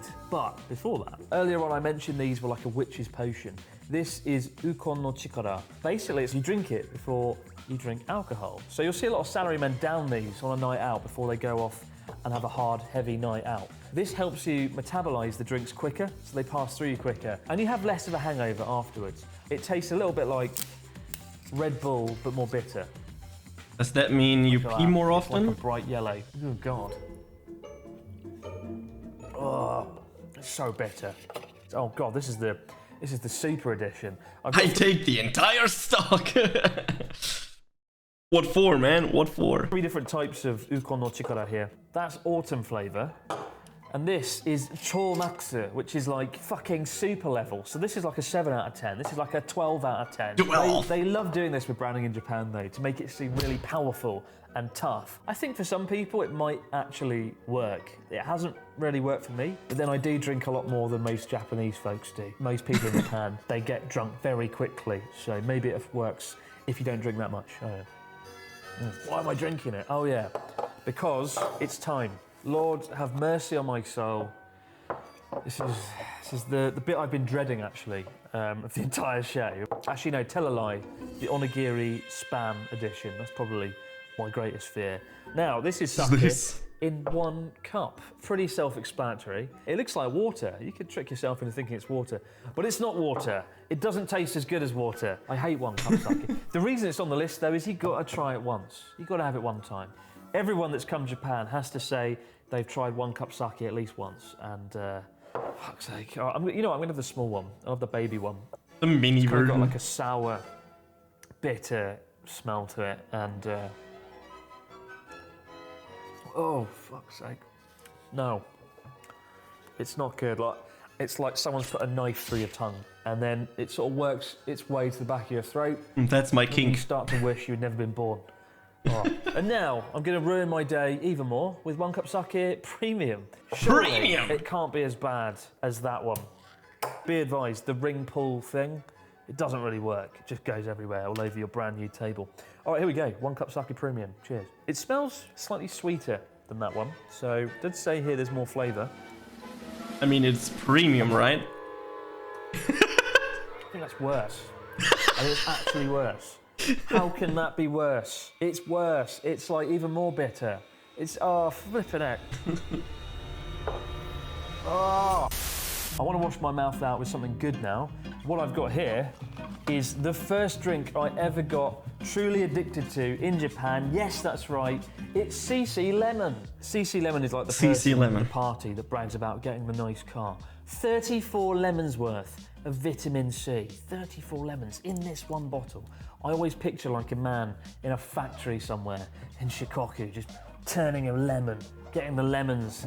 There's no lemons really though, is it? It's just powder. But anyway, this is the first drink I got addicted to in Japan. When I was a teacher, just outside the staff room, there was a vending machine, and this caught my eye. I mean, it's very eye-catching, isn't it? It's bright yellow, lots of lemons, lots of big numbers, 34 lemons. At the time, I couldn't read Japanese. Is it healthy Now drinking I all can, these? And I can tell you that on the bottle, it's Probably got not. 1% fruit juice in it, 1% lemons. That's not very good, is it? Let's dive in. 1% lemon, but it's called CC Lemon. It has 34 lemons in there, but it's 1% lemon. Ah, interesting. Ah, it's very sweet, very nostalgic, but it's basically just sugar water with vitamin C added in. Healthy? It is not. Delicious? Yes, it is. Now, earlier on we saw adult taste chocolate, but now it's time for another intimidating type of candy. And in this case, with cola bottles. But not just any cola bottles, because these are Cola Up the Hard. Cola up the heart. They're so hard, apparently. It says here, if you don't like hard gummy sweets, you can fuck off. Don't eat these. It might not say that word for word. This is the guy looking for a fight outside of a nightclub. You stare at him too long, he's going to come for you. That's how I feel staring at this. Intimidated. There's even a scale on the back. Scale that goes from 1 to 5, showing soft to hard. And Cola Up the Hard is so high, it's off the charts. They've created a 5+ scale. I don't know whether to eat it or wear it as body armour. Let's dive in. A tiny Just Cola bite bottle. in it and then So your hard. teeth are falling To be fair, out. It's pretty hard. They smell like Coca-Cola mixed with shoe polish. But how do they taste? Let's dive Shoe in. polish. Here we go. This is it. It's genuinely quite hard, actually. I mean, it is a 5 on the charts, isn't it? Fucking hell. Who wants this? Who eats such chewy gummy sweets? Like, oh, crikey. It was so chewy that I just gave up and just swallowed the damn thing whole. They are hard. Hard by name, hard by nature. Cola Up the Hard. Go fuck yourself. My mouth is now very sugary. I want something salty and savoury. And for that, we've got one of my Fish. favourite snacks in all of Japan, umaibo. Literally, tasty stick umaibo. So Tasty these cost like stick. 10 yen. They're absurdly cheap, like 10 cents. And what it is basically 10 a cents, giant wow. bloated Cheeto. So it's just a big cheesy stick. But they're actually pretty good. They're really nice. And they've got different flavours. What do you mean This you remember those? What do you mean? one's cheese flavour. This one is takoyaki fried octopus ball flavour. This one, salad flavour. Yeah, I'll put that one over there. This is the one I go for, cheesy flavour. They're great, they're really great, look at this. Imagine the salad. thrills of Cheetos, but reasonably priced interesting. and in a cute and convenient form factor. You know, it is in effect just a bloated Cheeto. They're overpriced in your country, but in Japan they're like 10 cents. Bit like that guy over there on the shelf. Now the next product is technologically incredible. It's up there with the jet engine and the Saturn V. 170 per one. Oh my god, that's insane. It's like Germany, where everything is fucking expensive, man. Rocket and cup noodles. It is Galbo. Now, when I was a teacher, I keep saying when I was a teacher, but a lot of these foods are connected to my first sort of memories living in Japan. And when I was a teacher, in the staff room, in the summer months, it got to about 36 degrees Celsius. And they, for some reason, they just would not put the air conditioning on. They wanted to cook me alive. They wanted boiled British man. I remember those things when we were in school, and you can have free time when it's too hot.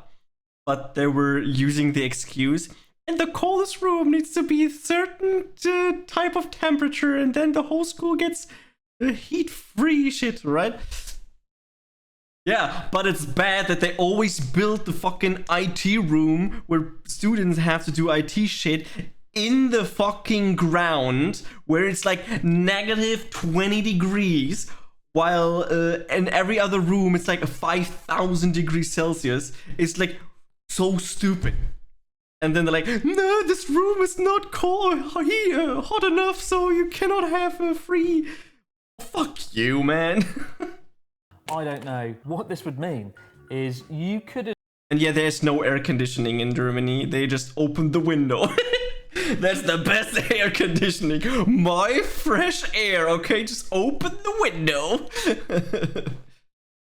Kind of sit at your desk and just leave chocolate on your desk, because it would melt throughout the day. Then one day I discovered this, Galbo. It is a chocolate biscuit covered in unmeltable chocolate. Well, you can hold this in your fingers, you can put a blowtorch to it, and this shit won't melt. Now, Yeah, my dear fresh freaking fucking hot air. Exactly. You just open the window and like 5,000 degrees warm freaking air comes in like I'll admit, I've bought Galbo more than probably anything else on this table, with the exception of energy jelly. And only now have I read the back and discovered how it's done. Apparently they just freeze dry it. They put the chocolate on and then they freeze dry it, and that makes the chocolate unmeltable. So, when the sun explodes and the world is consumed, Galbo will be left behind. And, well, pretty good. Wow. Genius. Galbo. Got a bit of a wild card option now. looks fine. I've never had this before, and I was torn on whether or not Salami it's a fried video. cheese slice. It's basically fried cheese with salami in a bag. Extra salami. Was it in the fridge? Nope. It was just on the shelf, and that sent alarm bells ringing, because the idea that something cheesy and meaty isn't in a fridge is a little bit concerning. It'll probably come as no surprise to many of you that I do like baked cheese. I'll do anything for baked cheese. But even I have my limits. Let's do it. It's got like a piece I have my limits, let's do it. That's the spirit. under there. Here we go. Oh man. Oh. I don't know who that's aimed at. I don't know who would look at that and go, yes, dinner's solved. Because I'm the guy that likes baked cheese more than life itself. But even I have my limits. This is terrible. I do want another bite though. Addicted. For the road. All right, guys, we're in the end game now, and I've saved the best till last. It is onigiri rice balls, which you probably know all too well. What isn't so beautiful, which I don't know if I'm excited or terrified about, is this. This is Spam onigiri. I've never had it. It says tuna mayonnaise here. You can see there it's got the tuna mayonnaise filling, the Spam pork, and the egg. I think this is either going to be quite good or really bad. It's and I don't Spam. know which, but I hope it's good. I mean, luckily I've got these to look forward to. We've got these in a minute. And of course, GABA for sleep. But let's dive in. No, you've I've seen this learned. on the shelf now for so long, and I've always wondered what it tastes like. So here it is, the moment of truth. Here we go. Initial impressions, not very good. There's rice everywhere. Looks not too It bad. looks like a small bomb has gone off inside the Spam. All right, here we go. 1, 2, 3.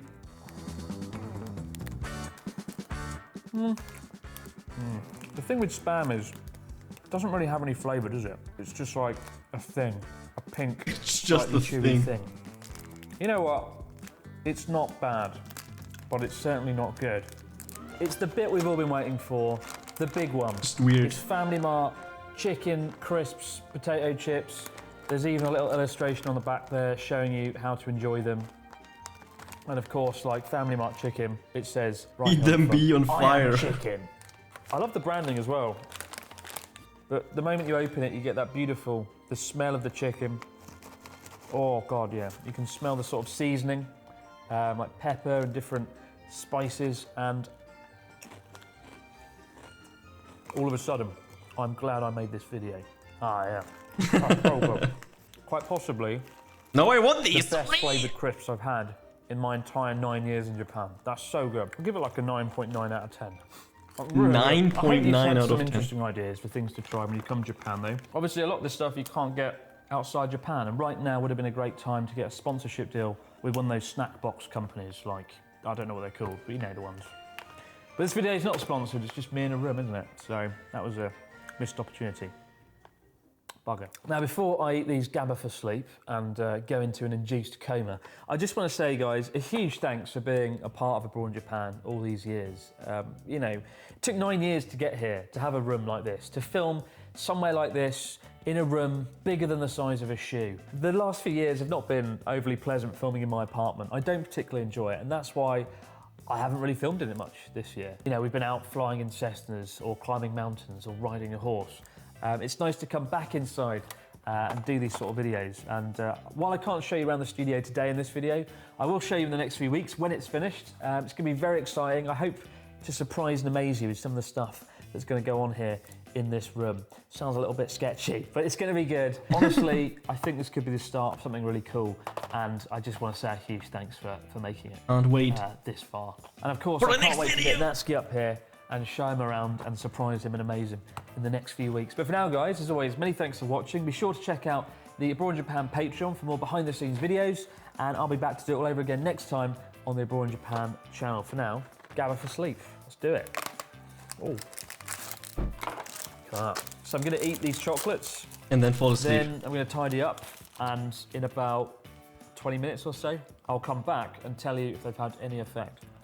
I read online, and apparently it's a bit like taking melatonin, so it'd be interesting to see if it works. Oh, it tastes pretty good though. Probably the best tasting chocolate I've had all evening. I'll come back in about 20 minutes when I've tidied up a bit, and I'll tell you how it Then goes. I fall asleep.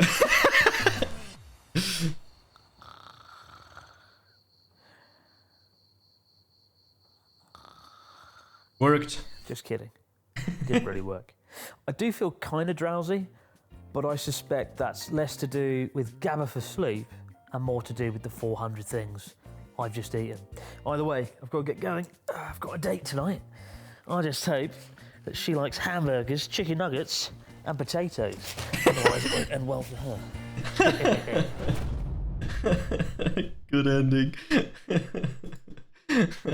That's a good one. That's a good one.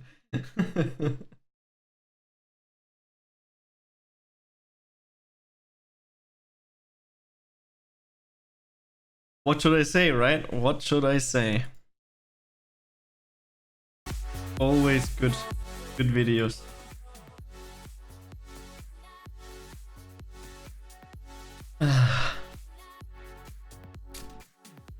Now that we had fun time, we're getting to the not so fun time. Kappa. But maybe we find another video we can watch. Doesn't look like it. Japanese food. There's so many Japanese. The only English videos that I'm watching are all about Japan. Suspicious. Suspicious.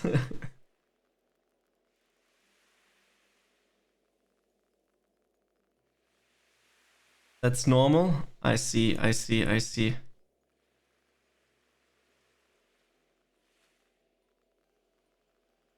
Oh, I pressed the wrong button. Let me sign in.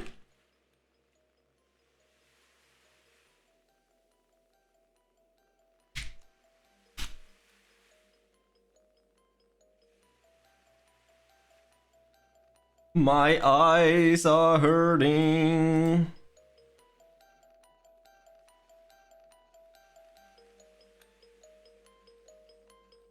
Enter.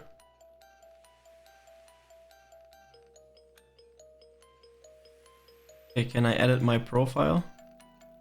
Change the photo. Perfect. Okay. I'm preparing everything and then we can start. Switch. And then we go.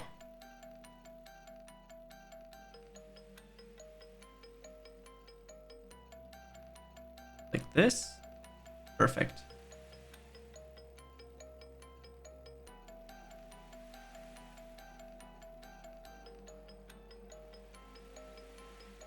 Perfect.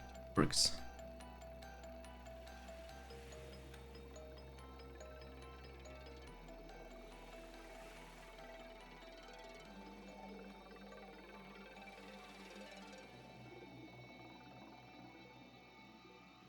Okay.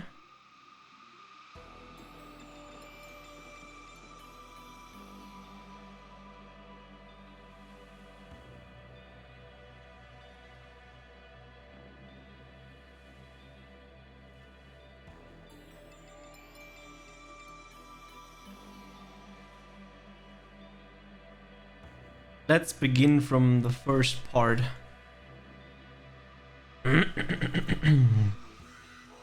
Okay, we do this.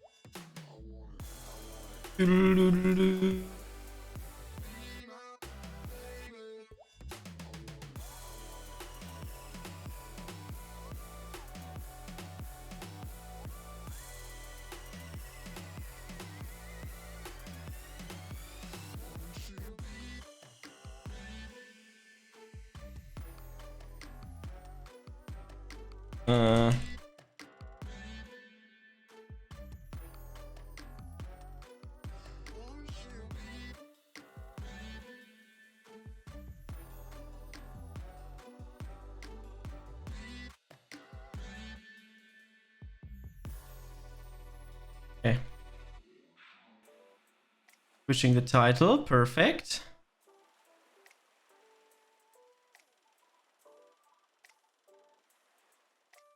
Why is the camera not sharp?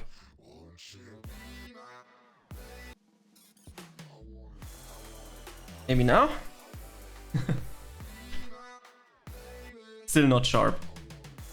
Unlucky. Okay, we do this. Put this here. Need to grab some snacks? Perfect. And grab some snacks.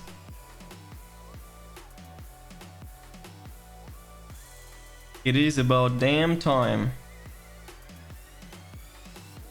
Perfect.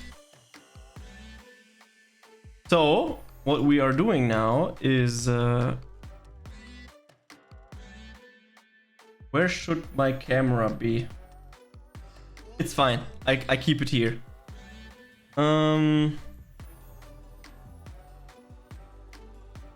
So the whole idea for today is that I want to learn a new skill. What means new? Refreshing. Why did it say greetings, Jugachi? What the fuck? I want to learn C++, but I want to learn, or rather redo everything that I've already learned and continue with that.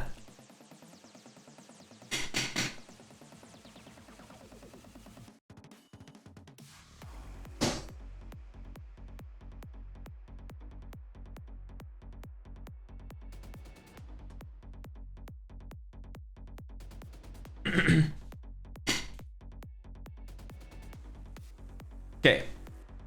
I know it will be very boring me watching learning C++, but I'm going to go and learn C++.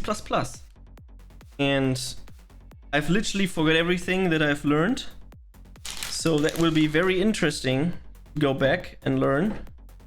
And it's been a very long time that I've actually worked on coding related stuff.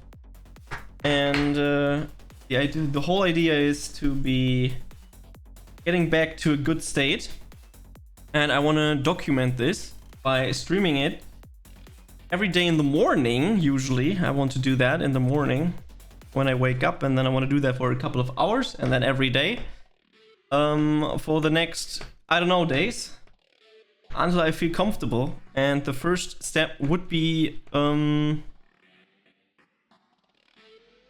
a Code Academy course, learning the basics. And then when I get the basics done, and we can see how we can progress and maybe start working on other stuff. But first, I'll need to figure out if I can somewhat remove all of this. If I somewhat can remove the progress that I've set already. My home.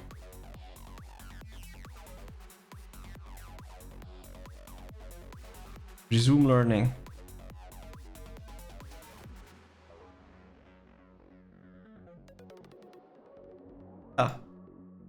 Reset progress. Okay. Let's start learning C++. I guess, or coding in general. Let's get some music, chill music in.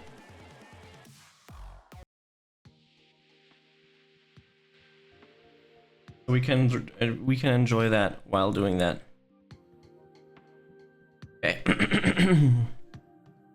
Introduction to logical operators. Often when we are trying to create a control flow for our program, we'll encounter situations where the logic cannot be satisfied with a single condition. Logical operators are used to combine two or more conditions. They allow to make more flexible decisions. The results of the operation of a logical operation is a bool value, or either true or false. There are three logical operators that will be covered.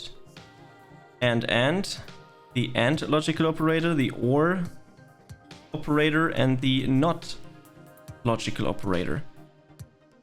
We will also discuss the order of operations. Let's get started. Okay.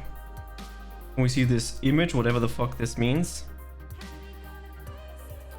A and B. False, false, false. Okay. Or false, false. A, 4B. Yes, yes. Okay. Not. Okay. Logical operator AND is denoted by two AND signs.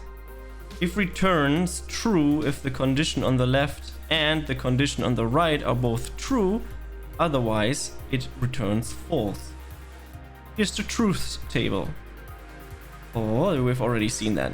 For instance, 1 is smaller than 2 and 2 is smaller than 3 returns true. 1 is smaller than 2 and 2 is greater than 3, it returns false. The keyword AND can also be used in the place of Write the following if statement. If hunger is true and anger is true, and print out the word angry.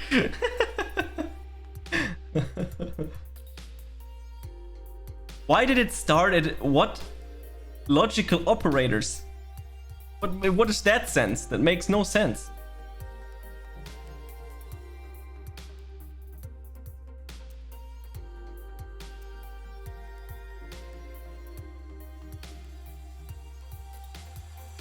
I just wanted to say, why did it start at logical operators? Makes no sense. Okay, let's go. C++ is a programming language created by Björn Strootrup and his team at Bell Laboratories in 1979. 40 years later, it is one of the most widely used languages in the world. We can find C++ applications everywhere from the bottom of the ocean to the surface of Mars. As the name implies, C++ was derived from the C language. Björn's goal was to add object-oriented programming into C, language well respected for its portability and low-level functionality. So why learn C++? Among many other things. It is fast and flexible, it is well supported, it forces you to think in new and creative ways. In this lesson, we'll start learning some basic concepts and you'll write your very first C++ program. Don't worry, if some words don't make much sense right now, we'll learn about them in a bit. Okay, and this is an illustration of how he looks like, I guess. Hello world. Take a look at the hello.cpp file in the code editor that is placed in the middle of the screen. The C++ program. In our code editor, the file name is displayed at the top. Hello.cpp. Yeah, makes sense. C++ programs are stored in the files which usually have the file extension .cpp, which simply stands for C++. The code inside our C++ file is the classic first step all new programmers take. They greet the world through the terminal. True. The terminal is the black panel on the right. It should be blank right now. The code in the text editor will print out onto the terminal. More specifically, it will print the phrase "Hello World." Before we explain what all the mumbo jumbo is, let's run the program to see what happens. Step 1. Press run and see the program in action. Okay, let's press run. It said "Hello World." Incredible! Next step. Output. High five. You've just got your first program to run. C++, like most programming languages, runs line by line, from top to bottom. Here's the structure of a C++ program. Include libraries. The main function, beginning of the function, what the program does, end of function. In between the curly braces is what we are going to focus on for now. std, dd, count. std is the character output stream. It is pronounced cout. Aha! The cout, I see. But it is an operator that comes right after it. Okay, it is just like that. Okay. Hello world it's what's being outputted here. You need to double quotes around text. The \n is a special character that indicates a new line. Semicolon is a punctuation that tells the computer that you're at the end of the statement. It is similar to a period in a sentence. Let's write the whole cout statement from scratch. Inside the curly braces, type the following and press run. Okay, let's do that. std. Oh. Out. Hello, missed the buttons. Code Academy.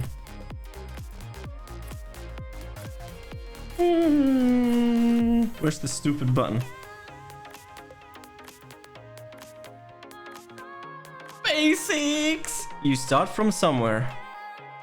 That's Code Academy.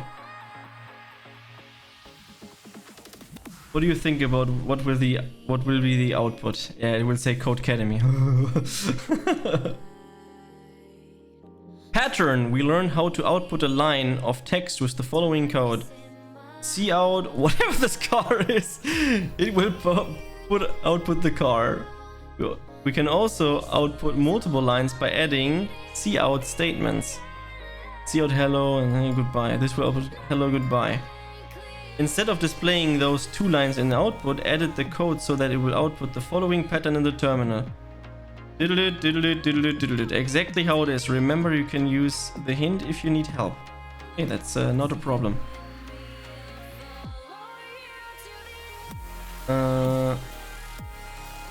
So we start with this. And we are no shitters. We just write it. If I could type 2 and 3. This is 2 and 3. And then we have 4, 5, 6. And then we do std. Dude, it's been so long since I've done the 10 finger stuff. 7, 8, 9, 10. And it won't do it.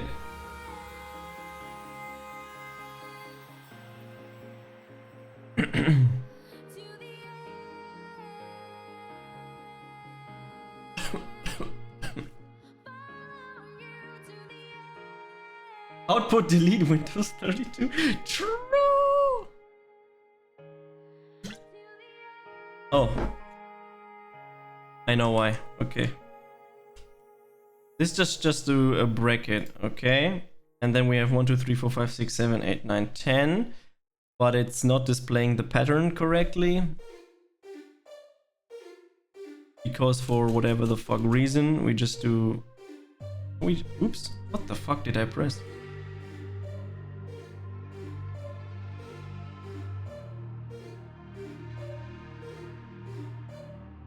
There we go. Now it should work.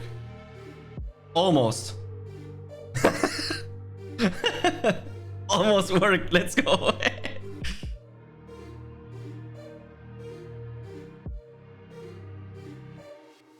There we go. Works. Mission 1 done. No difference to the user. True, true, true. Okay, next one. Woohoo, you have written a few C++ programs. Ah, interesting. If you call that a program, then yeah. In this lesson, you have learned C++ is a general-purpose coding language. It just runs line by line from the top to bottom. Cout is you output to the terminal. Cout, good luck. Before we move on, let's write a letter to your future self. And letter C++, let's add the following. Goals for yourself, name and date. Press run to the mail. Press run to mail the letter. This letter will return when you complete the course. Dear self! Guys, what are we writing? Come up with a story.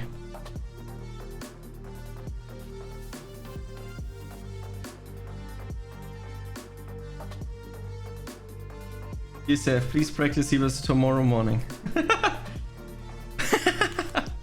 That's a good one. Please practice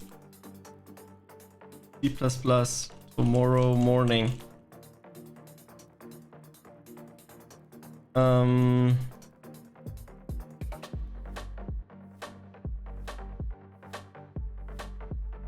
Jesus. My finger movement is completely off. I can say that for sure. I hope you haven't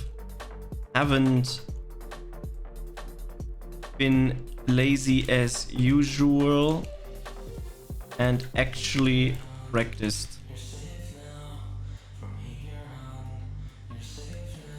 STD. See outs. And then if you don't finish this by the end of the month, you are forced to gift 10 subs.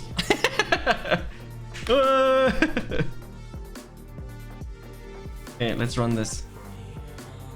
Forced to play Genshin. Everything he just did will be forgotten tomorrow. True. Next step. Try it for free. I can try the pro version for free. I need to pay a fucking credit card debt. Oh my god, it's 36 euros per month. What the fuck? Why is it so freaking insanely expensive?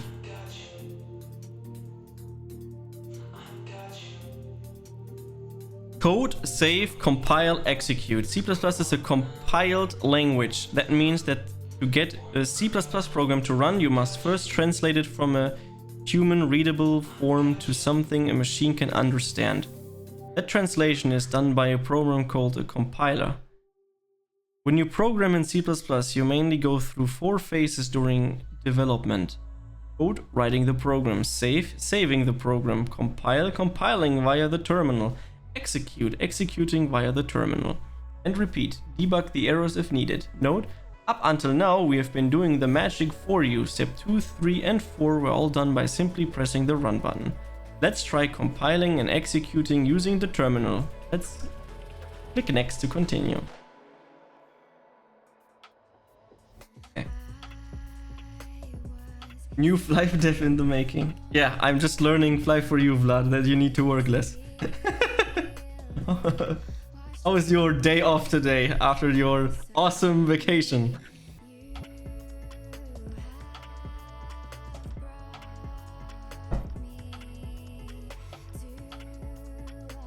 Compile and execute. Compile. A computer can only understand machine code. A compiler can translate the C++ programs that we write into a machine code. You can call on the compiler by using the terminal, which is the black panel to the right of the code editor. It contains a $sign. To compile a file, you need to type G++, followed by the name in the terminal and press enter. G++ hello world. The compiler will then translate the C++ program hello.cpp and create a machine code file called a.out. Execute. To execute the new machine code file, all you need to do is type // and the machine code file name and the terminal and press enter. In this case, your compiler file name is a.out. Putting it all together, we end up with the following. The executable file will then be loaded to a computer memory, and the computer's CPU, central processing unit, executes the program one instruction at a time. Sleeping all day. Awesome.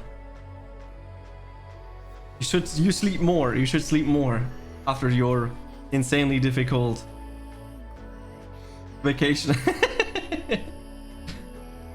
How was the weather though? Was it still like raining all the time, or was it fine-ish?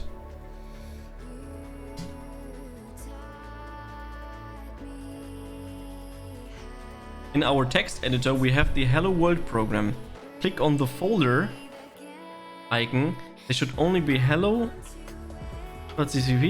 and they are writing. They are compile C++ using the terminal. That is true.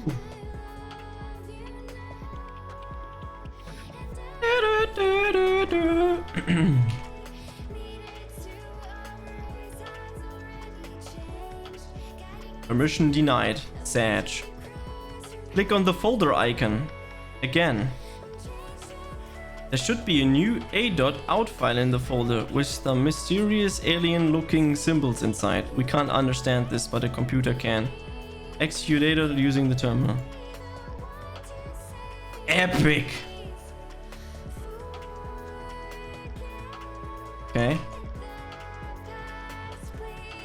Hello world! Interesting. Next. Computers are aliens confirmed, yeah. 3 days rain, 2 days okay. Could have been worse. I mean, that's the only issue if you're going in October on your vacation. But at least, I hope at least you had a good time there. No matter what. Computers are aliens confirmed. Well, I'm typing an alien like that. He can't even form a correct sentence. I was like, what the fuck is this sentence, man? Is my brain broken again?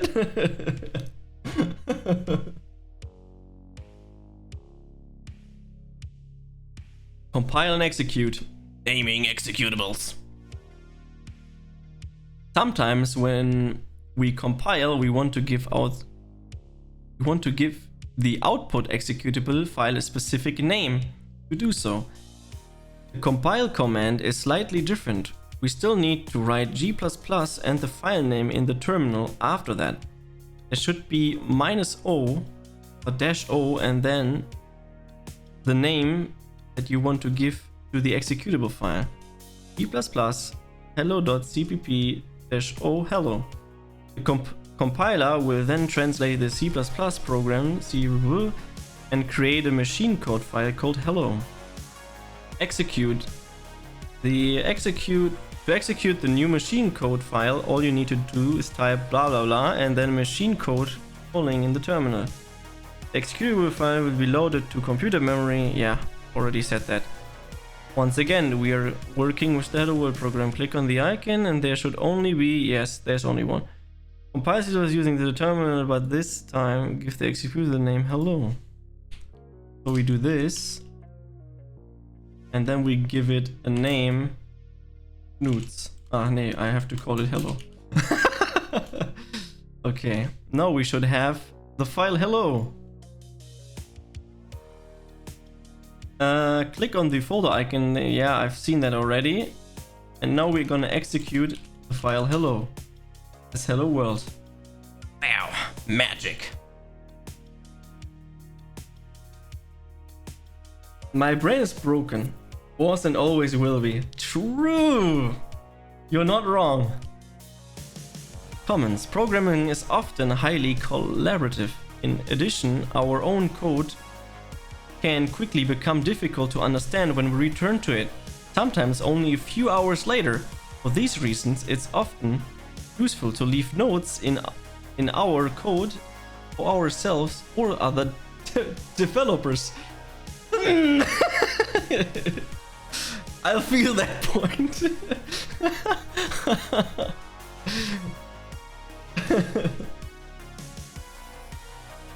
When you don't comment, then nobody knows how to use it. As we write a C++ program, we can write comments in the code that the compiler will ignore as our programs run. These comments exist just for human readers.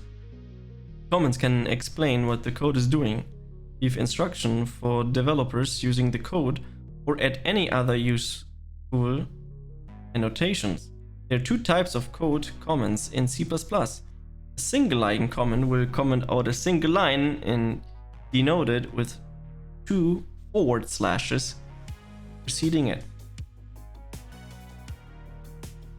Rinse hi to the terminal. Just let them figure out. Yeah, just let it figure people out. You can also use single line comments after a line of code. The multi-line comment will comment out multiple lines and is denoted with forward asterisk to begin the comment and asterisk forward slash to end the comment. This is all a all commented. None of this is going to run. Let's practice editing a comment. Add a new line above. Blah blah blah. Write a single comment that says Harry Potter. What? Harry Potter. Done.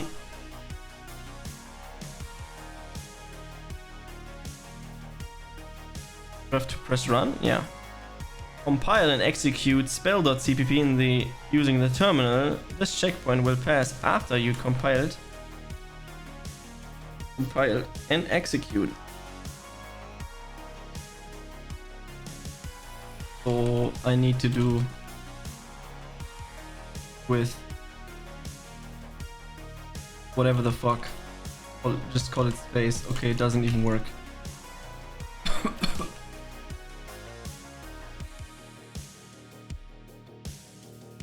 Now it gives me an output file. No, it does not. I'm getting to pay.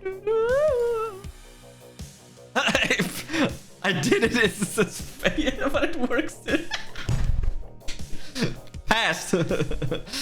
Congratulations. In this lesson, you have learned compilation executing using the terminal. Oh, did I? Didn't know. People says hello, blah blah blah. Use single line comments can be using multi-line comments can be used like this. Okay, now I need to do this.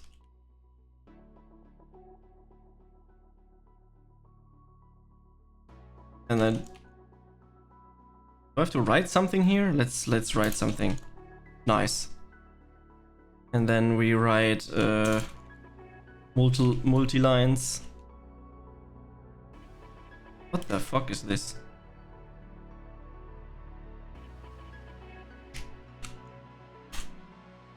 Nice again. Wow, it works! Imagine this. Congrats, completing your second lesson. Nah, I'm too broke to pay 36 euros. Compile and execute. Run in Word program using the terminal command prompt or Visual Studio Code. The process. C++ is a compiled language. That means that you get a program to run, you must first translate it from the human readable form to something a machine can understand. The translation is done by a program called a compiler. What you read and write is called source code. Usually it's an English-like language like C++. And what the computer executes is called executable. Object code or machine code, a machine language. Typically, C++ source code files are given the suffix .cpp or .h, and for std lib source code, preprocessor, compiler, linker, executable. Okay, compile. C++ hello. Compiler translate the C++ program into a machine language code which is stored on the disk as a file with the extension .o. Example, hello.o. The linker then links the object code with standard library routines that the program may use and creates an executable image which also saved on the disk, usually as a file with the name without any extension. Example, hello. Then we can execute it. The executable is loaded from the disk to the memory and then the computer's CPU. Executes the program one instruction at a time, running Hello World locally. Okay. Start next lesson. Introduction to variables. What the fuck? The Hello World program simply writes to the screen. It does not read anything, calculates anything, or allow for user input. That's no fun. Real programs tend to produce results based on some input that the user of the program gives, rather than just outputting the same thing every time. To read something from the keyboard, we first need something in the computer's memory to store data. That is where variables come in. A variable is simply a name that represents a particular piece of computer's memory that has been set aside for you to store, retrieve, and use data. In this lesson, we will learn about some some of the basic types: integer numbers, floating point numbers, individual characters, a sequence of characters, true or false values. Every variable has a type which represents that kind of information you can store inside of it. It tells your compiler how much memory to set aside for the variable, and it defines what you can do with the variable. Next, continue. Type integer numbers, full numbers. Type double, floating point numbers. Char is characters, which gives characters string sequence of characters, and a boolean truth values, true or false. Step 1. Declare a variable. Every variable in C++ must be declared before it can be used. Suppose we are building a game. Wow, a game. And we want to keep track of the player's score that goes from 0 to 10. We need a variable. Really? Wow. Mind blowing. Before we can use a variable, we must declare or create it. To declare a variable, we need to provide two things: a type for the variable, a name for the variable. So to declare an integer variable called score, we need to write integer score. The int is the type of the variable, the score is the name of the variable, and the semicolon is how we end a statement. In C++, variables names consist only of upper and lowercase letters, digits, and or underscores. C++ is known as a strongly typed language. If you try to give an integer value a decimal number, you're going to get unexpected results, warnings, or errors. Inside the variable.cpp, declare an int variable named year. Okay, int year, done. Type the following command in the terminal and press enter. So we compile this, if I could type correctly. Variable.cpp. And then we execute that output.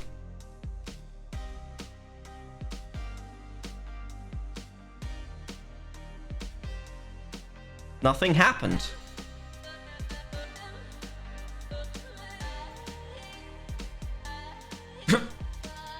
Done. Relatable. True. Initialize a variable. After we've declared a variable, we can give it a value. Suppose that we have declared an int variable called score. To set it to 0, we can simply write score equals 0.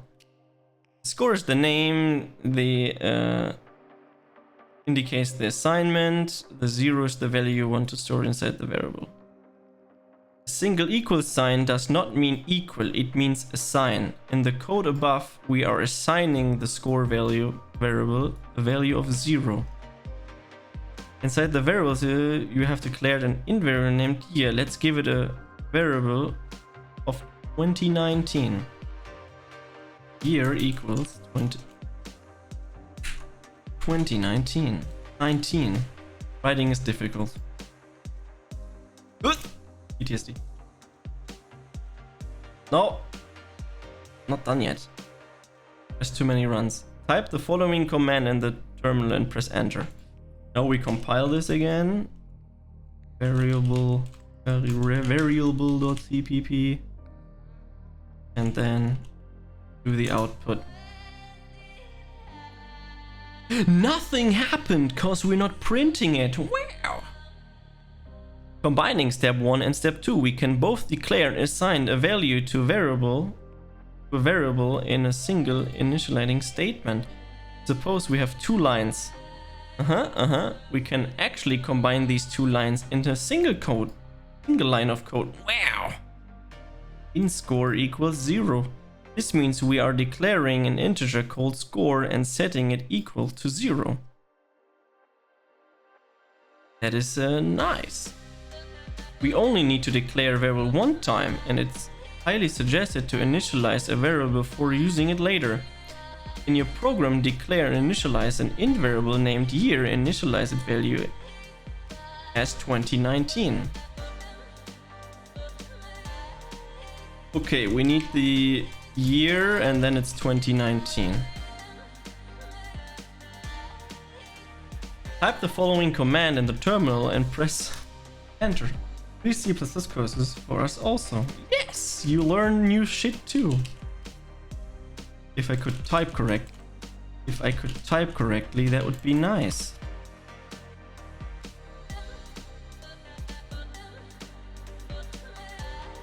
I have finished. Does this thing give something out? Yes. Trash. Okay, next. Arithmetic operators. Computers are incredible at doing calculations. Now that we have declared variables, let's use them with an arithmetic operators to calculate things. Here are some arithmetic operators: addition, subtraction, multiplication, division, and modulo. Divides and gives the remainder. For example, int score equals 0, score is 0. Score equals 4 plus 2. 5 modulo 2 is now 1. The order of operations can be specified using parentheses. What the fuck is this word? Parenthesis? Never heard of that word before. For example, to use of parentheses in score equals 5 multiplied by 4 plus 3, set score equals to 5 times 7 rather than 20 plus 3. Learn C++ with a streamer in the resume. True! Math. Why? In math CPP, we have already declared and initialized a variable called score for you. Let's change its value by giving it a value of 1234 multiplied by 99.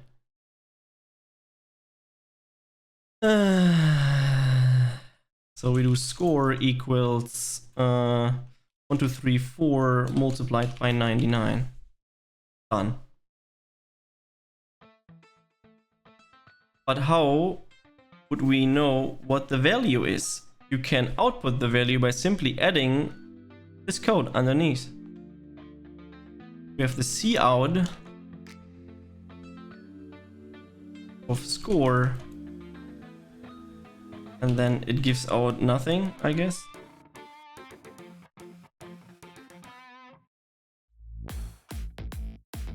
Notice how we want to output a variable, we don't add double quotes around this name. Oh, smart. Nothing happened. Compile and execute the program using the terminal. Now we're compiling this. And then we just do this. Wow, insanely huge number. Next. Chaining. Now that we have outputted a variable and also outputting things using couts, let's take a closer look to cout. Again, no clue how to pronounce this. A cout, lol. If we have the code below, integer age equals 28, okay? Then it gives hello, I am, and then the age, and then years old. It will output hello, I'm 28 years old, yes. How does it know that I'm almost 28? Boomer.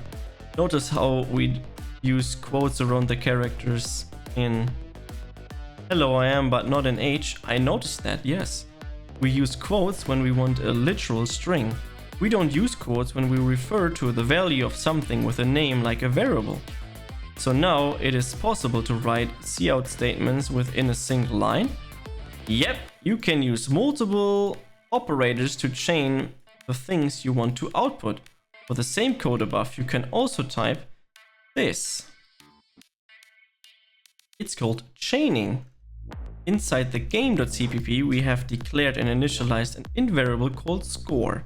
Now output the following using chaining. Player score, where score should be the variable of the score. Make sure to add new lines after. Okay, so we want see out where it says player score with the actual score.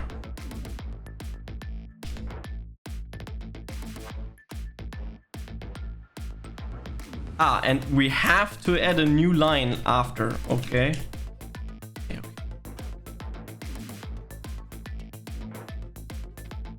Compile and execute the program, okay. Oh. Game.cpp. And then we do this player score is 0. Amazing. Like I've learned something. User input. Like we mentioned in the introduction, another way to assign a value to a variable is through user input a lot of times. We want the user of the program to enter information for the program. We have cout for output, and there's something called cin that's used for input. Aha! Enter your password, and then with a cin towards password, the cin refers to the statement, refers to the standard input stream pronounced cin for character input. The second operand of the operator get from specifies where the input goes. To see how it works, we have to try it with the program. Add the following code. Okay.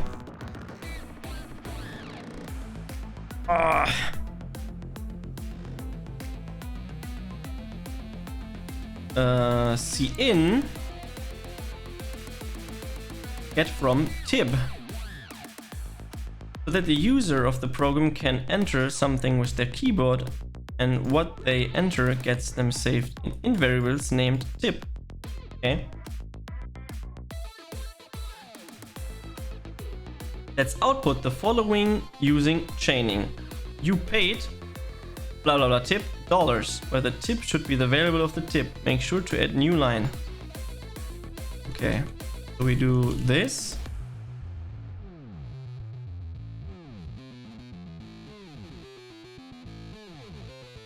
See out. Got to. Which is you paid, and then the tip, and then dollars.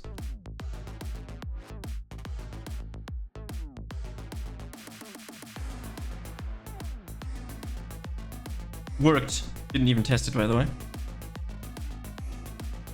I guess let's test it. Tip.cpp, and then we call it the output is just tip.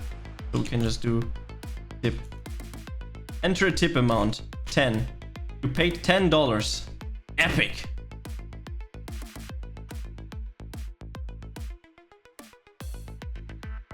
And then we should do a new line. Fixed. Okay, compile and execute it. I already did it. But let's compile it again. Tip.cpp with the output tip. And then we do it like this. We do 10. You paid $10. I am amazing.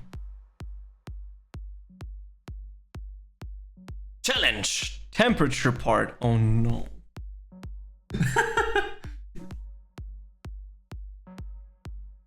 Now that we have learned about the basic of variables and cin, let's write a program. The mad scientist Kelvin has mastered predicting the weather in his Mount Site meteorology lab. Okay. Recently, Kelvin began publishing his weather forecast on his website. However, there's a problem. All of his forecasts describe the temperature in Fahrenheit degrees. Let's convert a temperature from Fahrenheit to Celsius. Oh my god. Fuck this. The formula is the following. Celsius equals Fahrenheit divided minus 32 divided by 1.8. Oh no. First, Google the current temperature of the New York in Fahrenheit. Oh, New York in temperature.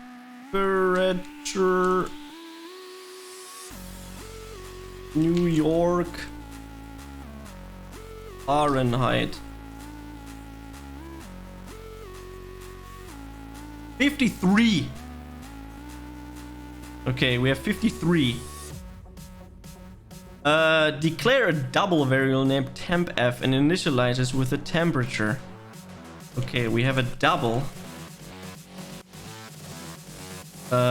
named temp, and we initialize it with, what was the temperature again? 53. Okay. Declare another double variable named temp c. Double temp c. Okay.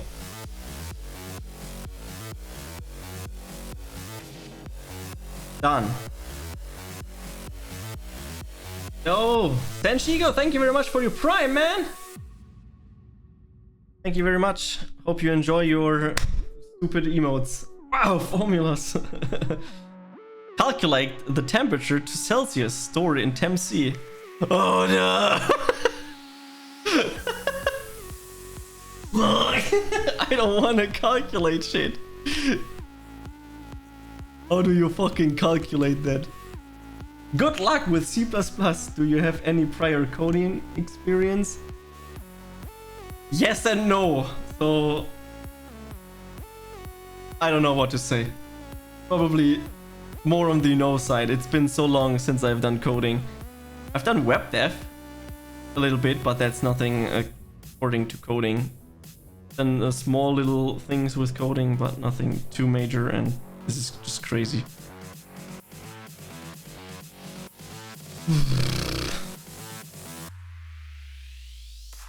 Calculate the temperature of Celsius. So you have temp C equals temp F in brackets. You have temp F minus 32 divided by 1.8. And then you've stored that in temp C on that in a double value. Display the results, outputting exactly this. Okay, so we need the output, the C out.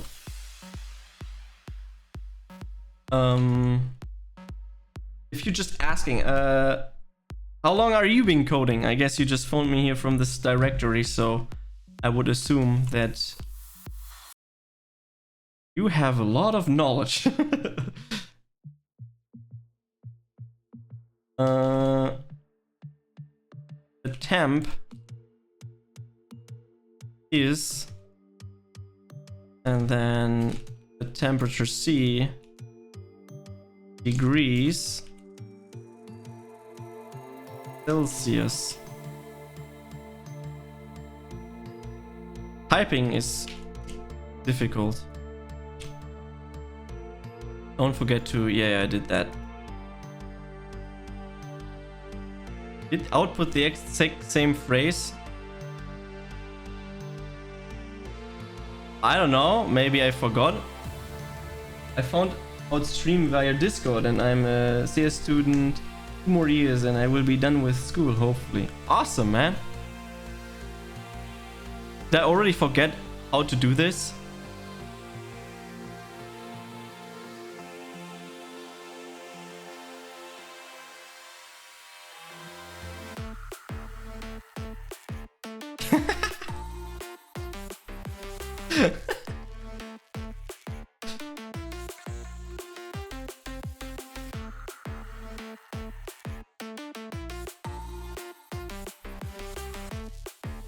I have stupid flies flying around here already.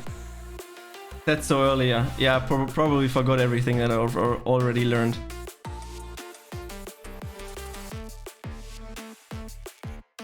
Ah.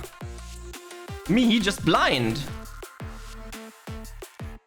I forgot the, whatever they're called. Compile and execute the program. Temperature.c++ is output.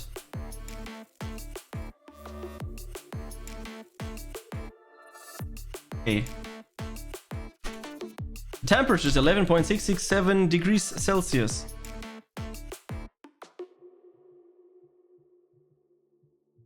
Is it though? It's 12. Oh yeah, makes sense. Almost 12. Ah, do I have to name it specifically?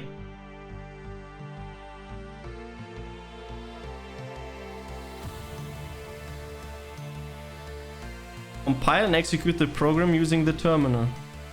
I did. Am I retarded? Probably.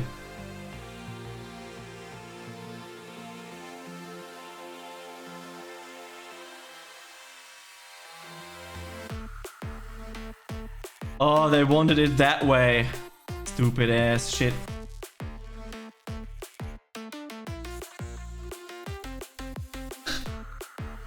That makes me mad that the assignment of temc is in the next line.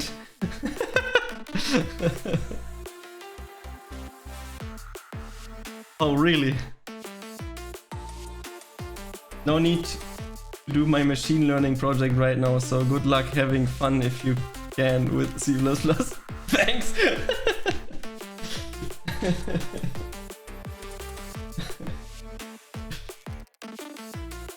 Let's go back to the temperature.cpp that we wrote. This time, instead of giving tempf a value of the current temperature in New York, tempf 83, wrong! It's 53. Let's ask the user what temperature is with Cin. Let the user enter the temperature in Fahrenheit using STD. Ask the user. STD. Cout. Enter the temperature in Fahrenheit.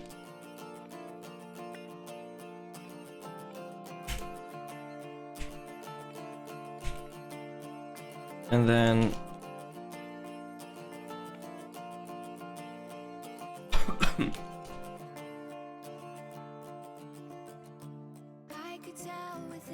and get the input using and store it in thing std cin.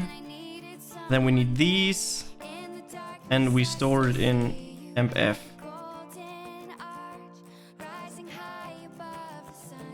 I guess this is correct. I am unsure. Compile and execute the program. Temperature.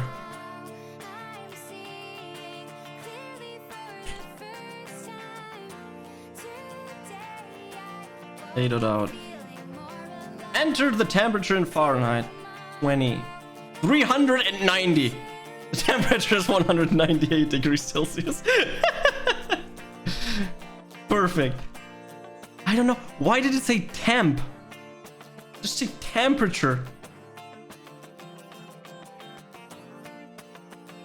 A bit hot.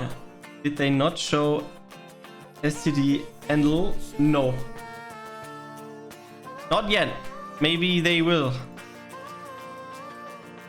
Review. You made it to the end of the lesson. High five. Here's a review of the lesson. A variable represents a particular piece of your computer memory that has been set aside for you to use to store and retrieve and manipulate data. Manipulation is good. C++ basic data types include integers, floating points, char. Equal sign is the indicator of assignment, not equally in the mathematical sense. 2 equal signs is equal. Cin is how to receive input from the user. Optional, the body mass index BMI is commonly used by health and nutrition professionals to estimate human body fat in population. It is computed by taking the individual's weight in kilograms and dividing it by the square of their height in meters. Complete the BMI.c program. You can also run the code as it move on. Oh my god, I don't want to do it. I don't want to do calculation shit.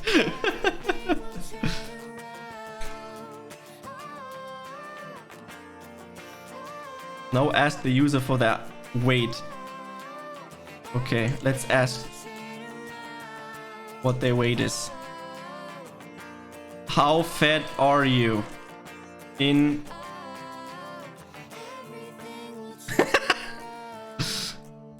I know, very, very polite.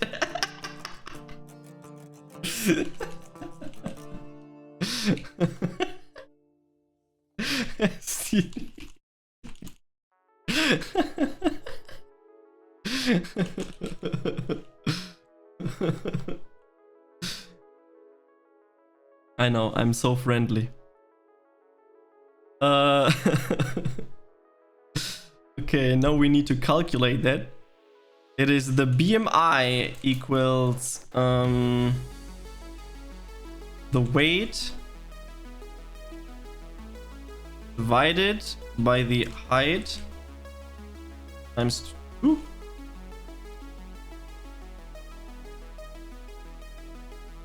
No, not times 2, right?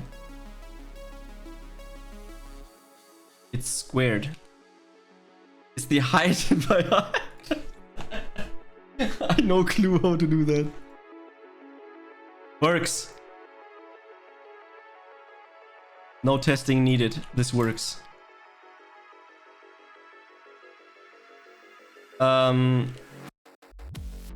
Your BMI is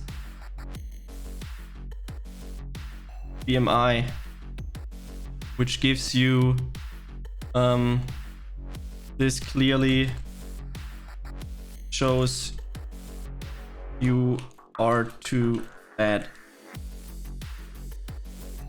Okay, problem solved. Will work. No dopes.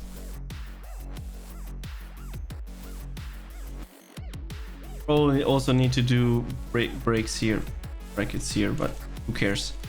And then we do BMI. No input files.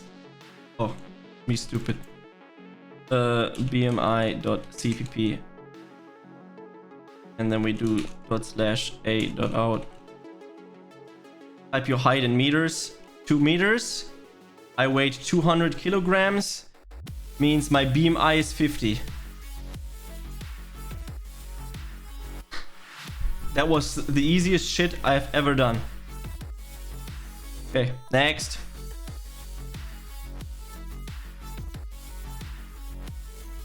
Conditional logics. True and false. Every program we have seen so far has only had one possible path of execution. They'll all execute line by line from top to bottom, and every time you run one of those programs, it gives you the same exact results. But it's the 21st century and we like options. No? In this lesson, we will explore how programs make decisions by evaluating conditions and introduce logic into your code. Into our code, sorry. We'll be covering the following concepts: if, else if, and else statements, switch statements, relational operators, logical operators. So if you already learned the concept in another language, go to the next lesson. Else, prepare yourself and let's get started. But I'll go to the restroom real quick. I'll be right back.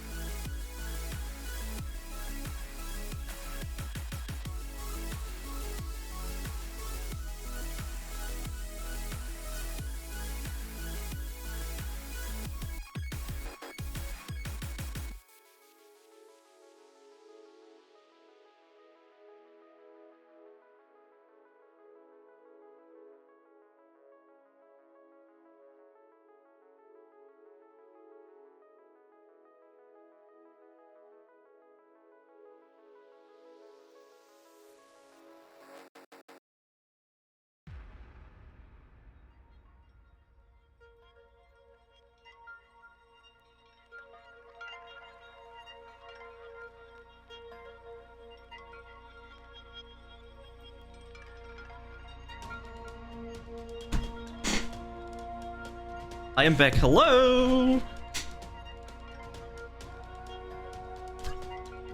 Coin flip demo. Before we dive deep into the syntax of the if statement, let's do a demo. Here we have a coinflip.cpp program that simulates a coin toss. 50% of the time it's head, 50% of the time it's tails. Run the program 5 times to see an if-else statement in action. How many times did it go heads? 50% of the time! Okay. We have this, create a number that's 0, 1. No clue what that means. And we have time, null, coin, okay, random, it's a random, modulo 2. If the number is 0, heads, if it's not 0, tails. If the coin equals 0, then heads, else this. Okay, then we run this. Tails, it's heads again, it's tails, and it's tails. 3 times tails. Epic. If statement. An if statement is used to test an expression for truth and execute some code based on it. Here's a simple form of the if statement. If condition some code. If condition is true, then the statement within are executed.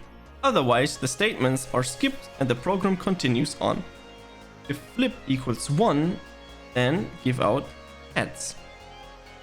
The if keyword is followed by a set parentheses. Inside the parentheses, a condition is provided that evaluates to true or false. The condition evaluates to true, the code inside the curly braces executes. If the condition evaluates to false, the code won't execute. So in the code above, if flip is equal to 1, the program outputs heads. If it does not, then nothing happens and the program continues. Inside the grade.cpp, write an if statement where if grade is greater than 60, its true outpass is pass. If grade is greater 60, then we do this.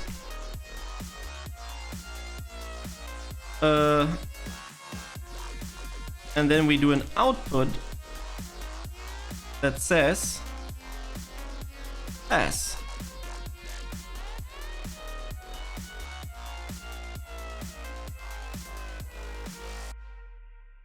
Let's copy. They're like very strict on their shit. Let's run this. Pass! Because it is 90. Insane. Relational operators. When writing conditional statements, sometimes we need to use different types of operators to compare values. These operators are called relational operators. To have a condition, we have relational operators. Equals to, not equals to, greater than, less than, greater than or equal to, less than or equal to. Relational operators compare to the value on the left with the value on the right. Change the condition is greater 60 to grade smaller than 60. Oops.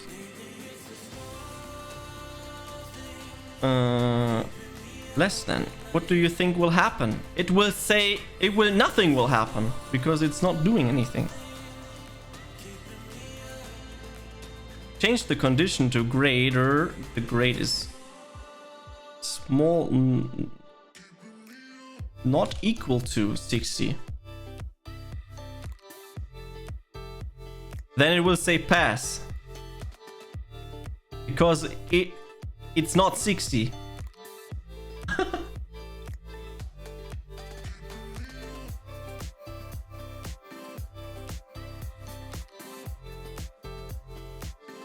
If it would say 60, then nothing would happen. Else clause. We can also add an else clause to an if statement to provide code that will only be executed if the condition is false. Here's a form of an if statement that includes an else clause. If condition, do something else, do something else. If condition is true, statement 1 is executed. Then the program skips statements 2 and execute any code statements following if-else clause. If condition is false, statement 1 is skipped and statement 2 is executed. After statement 2 completes, the program executes any code statement following the if-else clause.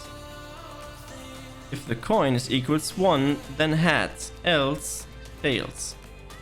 So if the code above is coin is equal to 1, the program output heads. If it does not, then the output is tails. It's neither or only one of them will execute. Add an else statement that outputs tails. Okay, else.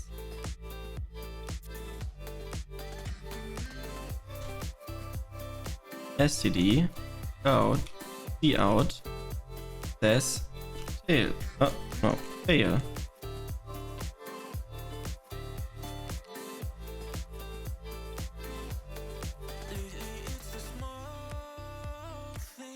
It says fail because it's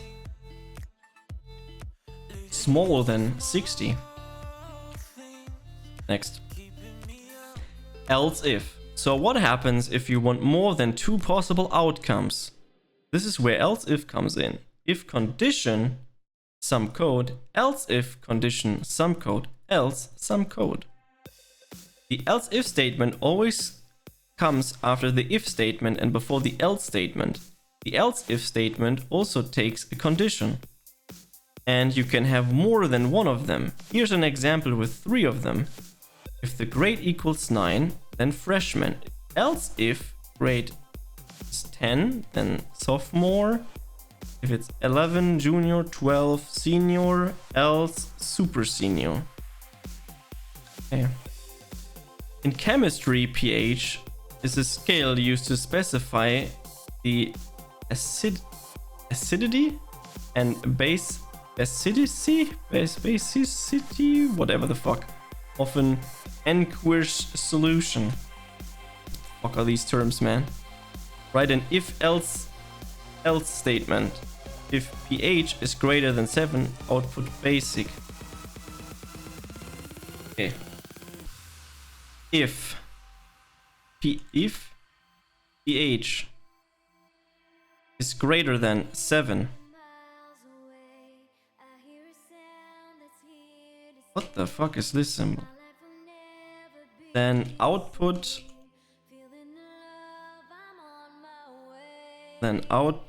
basic.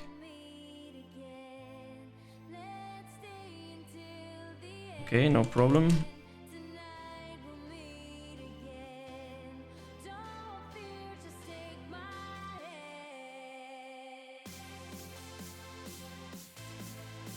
Else if he did it like this. Else if pH is less than 7,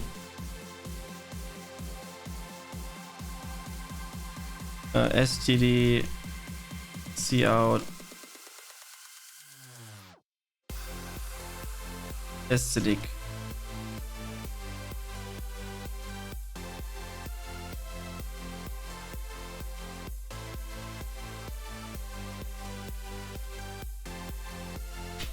Else nothing.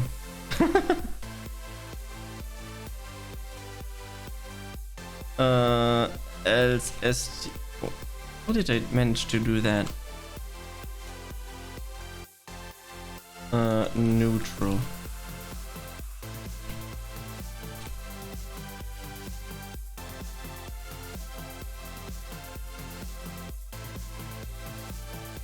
Yeah, makes sense. And then if I do 8 or 7.6, it should say basic.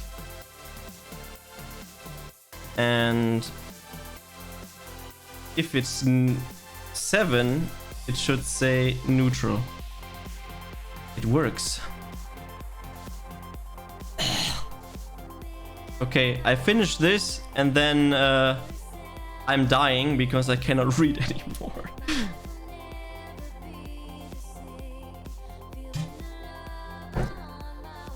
Now that we know how if else work, we can write programs that have multiple outcomes. Programs with multiple outcomes are common that C++ provides a special statement for it. The switch statement. You couldn't from the start anyway. No, I mean I'm not used to talk and read stuff out loud the whole time. It's killing my voice. A switch statement provides an alternative syntax that is easier to read and write. However, you are going to find these less frequently than if else in the wild. In the wild. The switch statement looks like this. Switch, great, case 9, do a cout, freshman, break. Oh, then it breaks out, and then it says all the conditions, and the default one would be invalid. Okay. The switch keyword initiates the statement and is followed by brackets, which contains the value that each case will compare. In the example, the value of expression of this switch statement is great. One restriction on this expression is that it must evaluate to an integral type, int, character, short, long, or an enum. Inside the block, there are multiple cases. The case keyword checks if the expression matches the specific value that comes after it. The value following the first case is 9. If the value of grade is equal to 9, then the code that follows would run. Yeah, makes sense. The break keyword tells the computer to exit the block and not execute any more code or check any other cases inside the code block. At the end of each switch statement, there is a default statement. If none of the cases are true, then the code in the default statement will run. It's essentially the else part. Well, I know the fields to read something out loud and fail most of the time because of misread and stuff. I'm used to that. I'll misread like 95% of the things anyways. So in the code above, suppose grade is equal to 10, then the output should be sophomore. Note, without the break keyword at the end of each case, the program would execute the code for the first machine matching case and all subsequent cases, including the default code. The behavior is different from if-else conditional statement, which execute only one block of code. Inside of Pokédex.cpp, we have a switch statement. Let's add 3 more cases right before default. Case 7, 8, and 9. Okay, then let's do that. We have case 7, which is this, a cout, which gives the word Squirtle, if I could type correctly. Squirtle.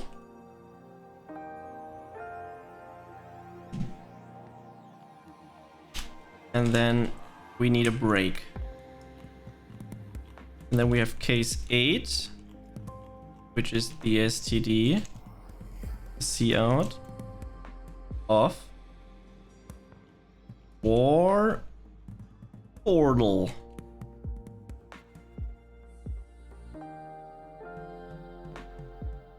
And break out if it is not happening. And then we have case 9, the std cout Blastoise.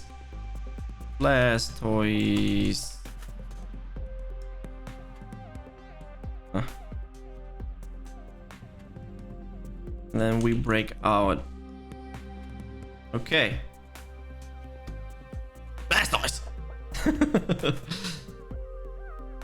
Nom nom nom. Hi Dodo. Next, review conditionals and logic. Congratulations. Here are some of the major concepts. An if statement checks a condition and will execute a task if that condition evaluates to true. If else statements make binary decisions and execute different code blocks based on a provided condition. We can add more conditions using else if statements. Relational operators including can compare two values.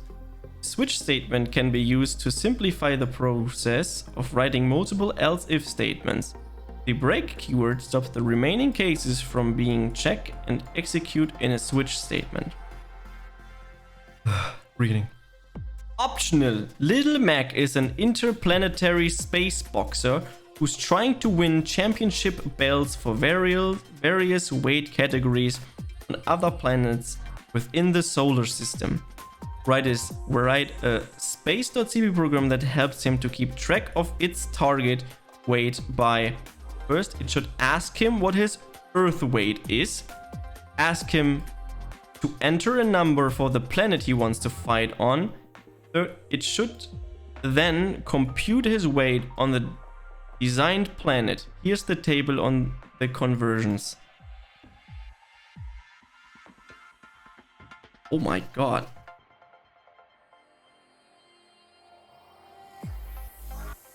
Brain does. So we need weight as a variable that needs to be an integer.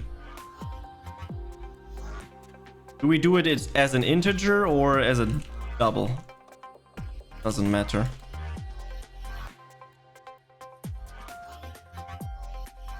You can try and learn those for helping Clockworks Flyff programming. If I'm at the point of helping for Clockworks Flyff coding, then season 20 is out.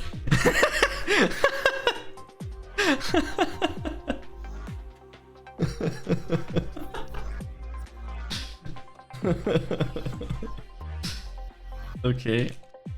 Then we need C in.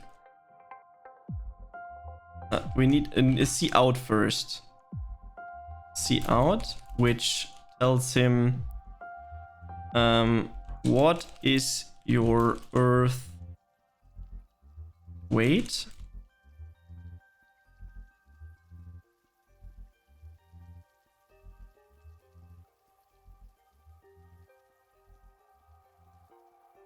And then he needs to type the weight in. Okay. And then if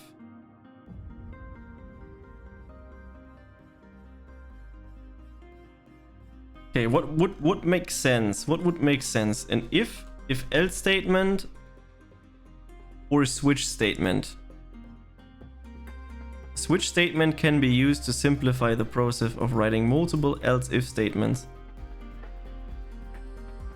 Break the keyword. Does it say which one we should use? Can we choose? Try use both if else and a switch statement. Okay.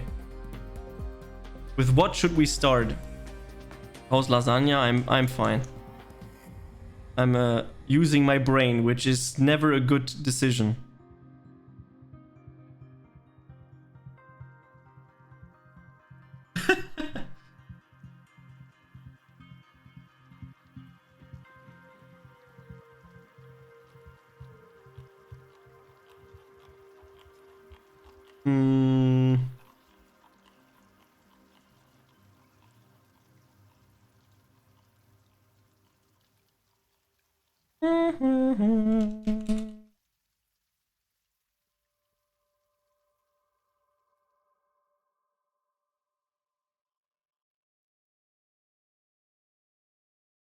How are you doing, Dodo?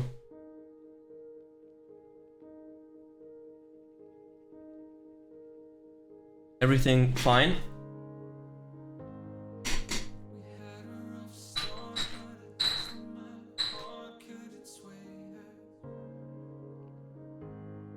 Sleepyhead cause of hospital. Oh no! That doesn't sound too good.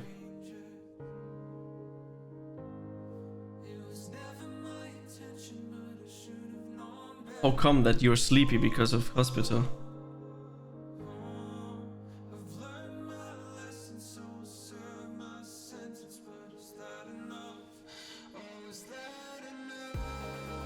I don't sleep much? Ah, that sucks. And the things I do are very exhausting. Aw, what do you have to do? That would be a good question to ask, right? Let's do a switch, I guess. Phase 1.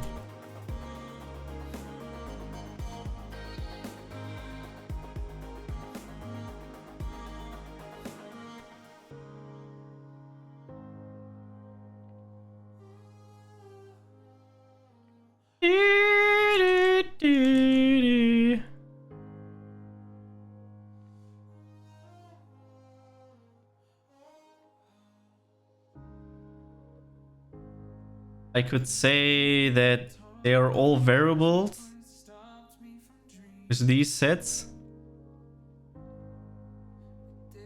and declare them all.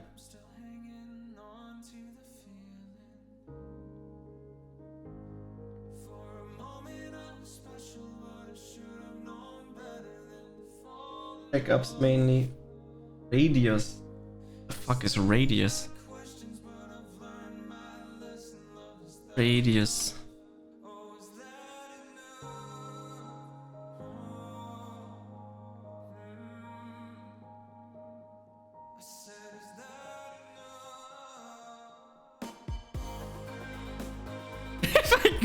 If I Google this in German.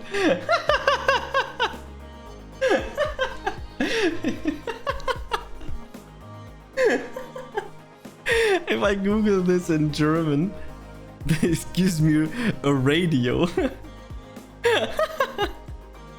What are the newest radios? The fuck?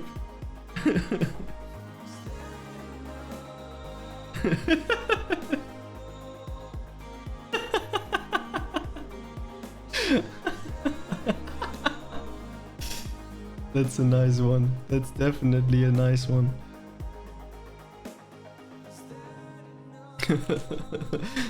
Let's see if I can actually find what it does.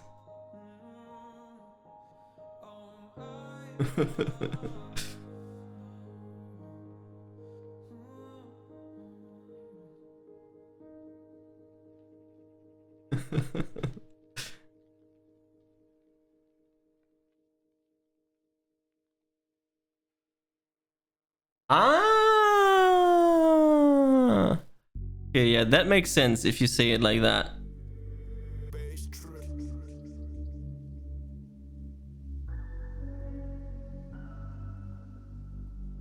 Okay, then I don't have to look up what the fuck it is. I couldn't find it.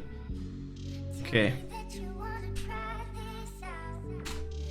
I'm always scared of the if statements, but let's What the fuck is this? Okay, let's see. What is your Earth weight?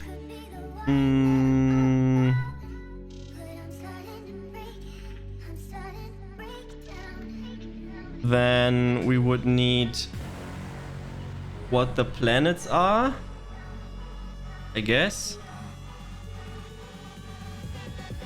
Then I would say see out.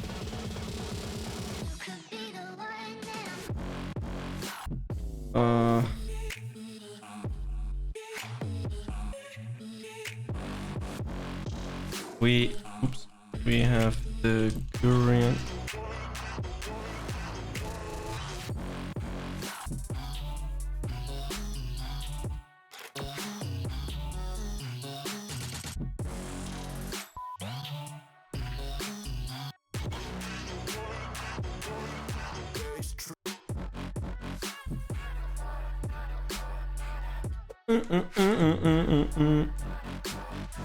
Mercury, Mercury.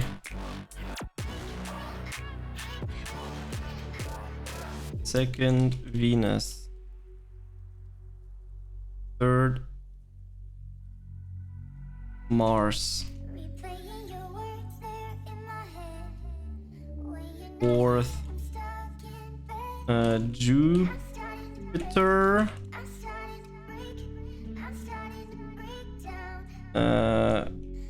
Fifth,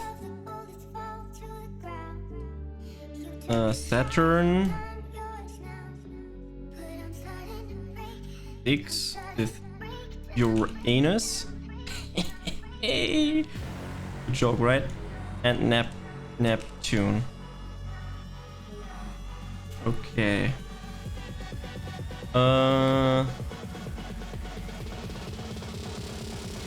And then we have an... I'll fix your haircut. Nice.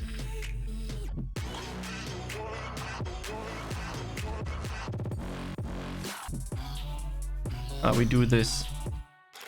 On which planet do you want to fight? And then we have an input, which just gives us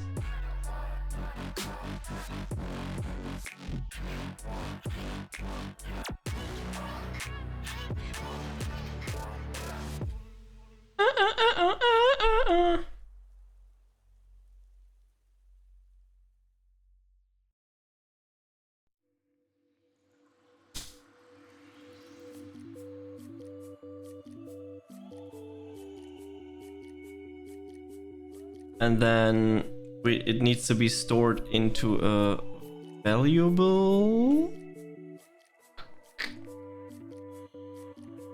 and then we give out your weight,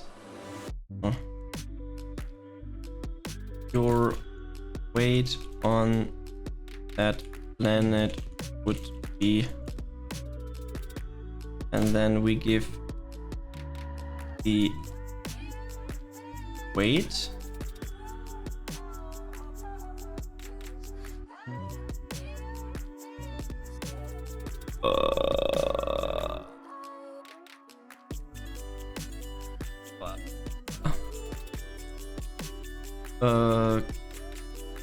kilogram. Do we do kilogram? What are you trying to program? The goal is that the spaceman that you are putting in your weight that you weigh in on Earth, and then the idea is that you put in the Earth weight, then you ask him to enter a number for what the planet he wants to fight on. So we print out what planet he wants to fight on, then we have the different planet names. That valuable will be stored into this valuable that I still need to declare. And then we need to calculate the weight on that planet depending on what he wrote.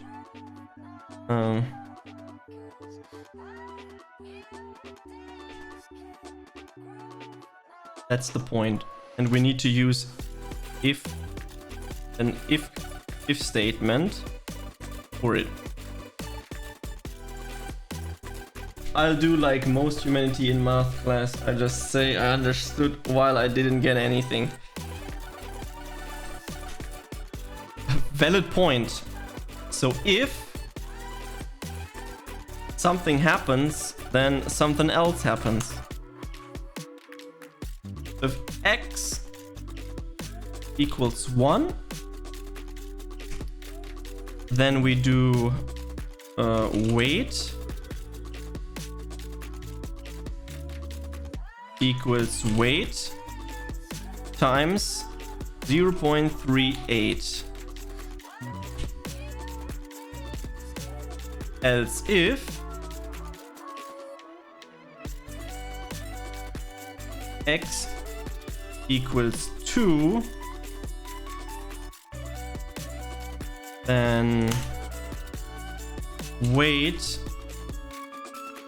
equals weight times 0.91. You paying for those lessons? No, I'm not. And then we do another else if.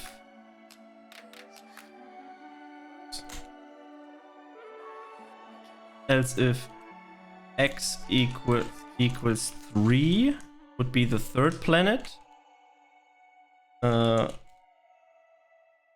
Weight equals the weight times 0.38. Else if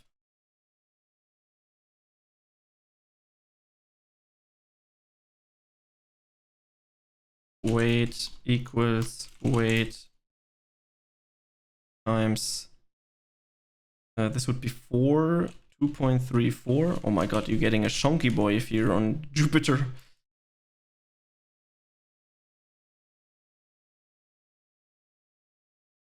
Oh my god, 1 bazillion if statements here, else ifs. Why does he do this apprenticeship?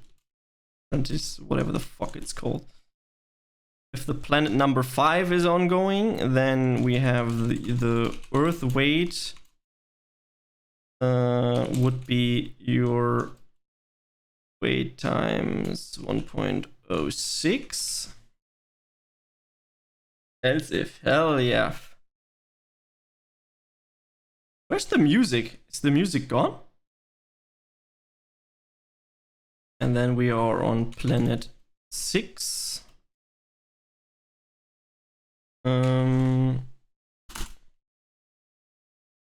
Would be your new weight would be the old weight times 0.92, and then the last one would be else if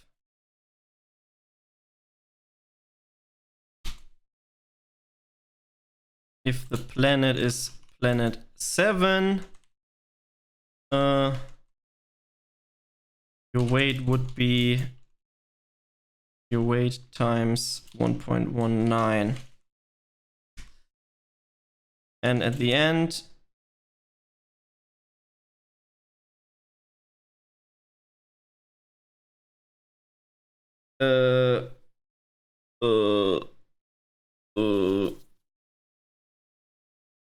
else fuck off.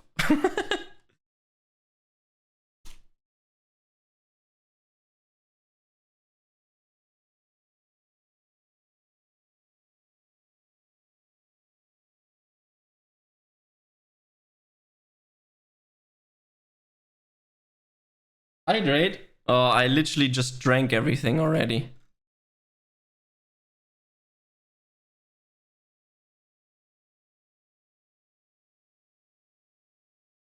I think we don't even need this. And to make it a little bit better, we would do this, I think. Okay, oh, I forgot. Semicolon there. Okay, let me turn on music. Where's my browser for music? Music! Explore catalog. Let's go for new music. What do they have new in stock? Okay, let me get something to drink and then need to get some water. Yeah, I'm getting water and then we see if this shit works. Is it raining when my place is dry? I wanna see, I wanna know what's on the other side, the other side. I wanna travel the world with you. What's on the other It's not water, but it's also good.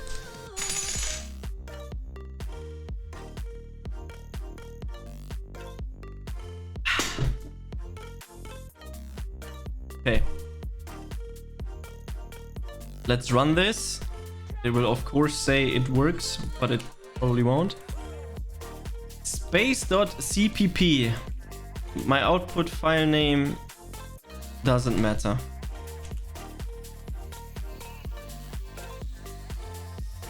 Whatever the fuck.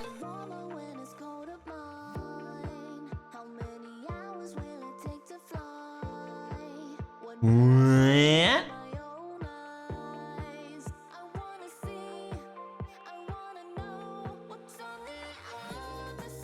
Does this just need to be an integer and then we're good to go?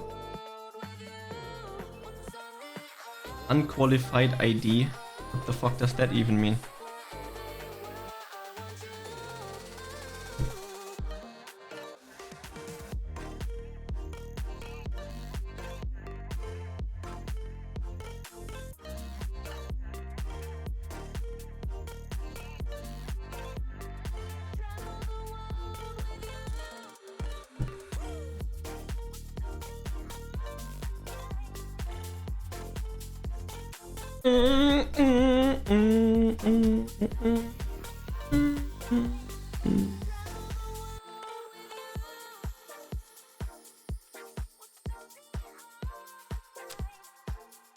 Oh, yeah, I'm retarded.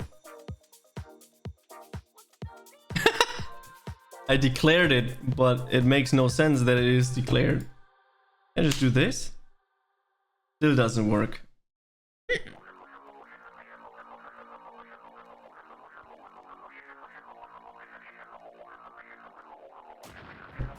What did you take?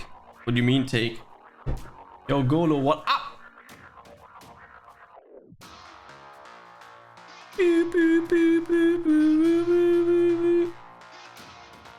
Here, man.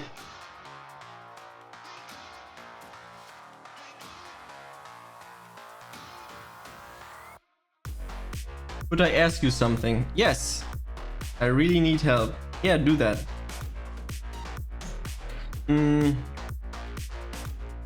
It's a maracuya that I'm drinking.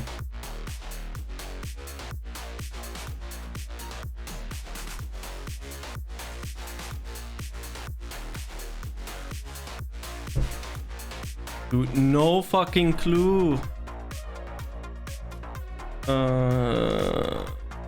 English. In English, it is passion fruit. Passion fruit. Basically, my CPU is 100%. It can be a virus.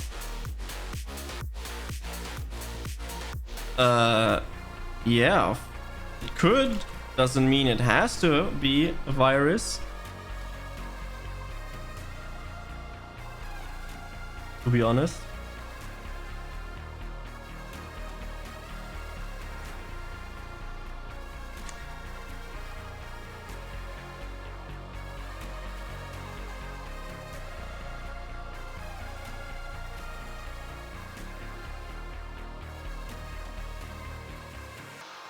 I'm downloading Visual Studio 2019. When I stop downloading it, stop it.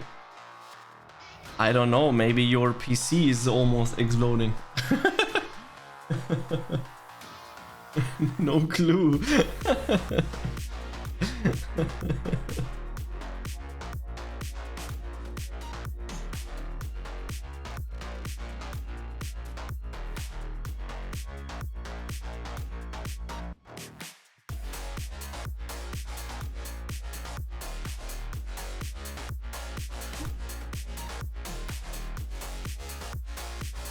I mean, if it's an official download on the official website, then I will be most likely be sure that it would work.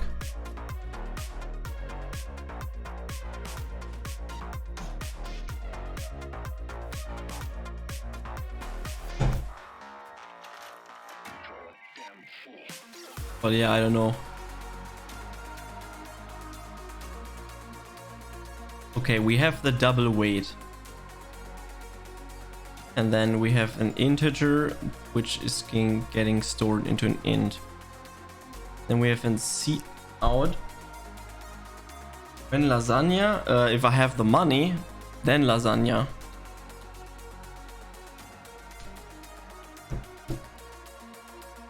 Then we have this.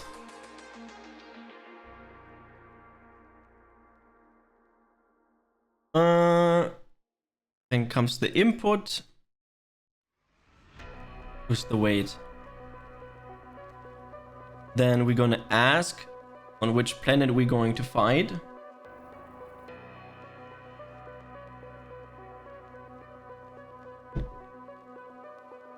Let me put my music and stuff on the other side so I'm actually reading while I'm thinking. So we have the C out, which gives us what the Earth weight is. Did you stretch, by the way? I did not stretch yet. And we're gonna wait.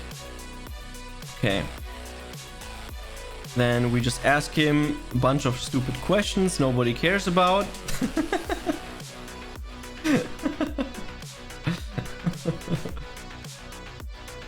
And then we're giving him an input. Oh. Jesus Christ.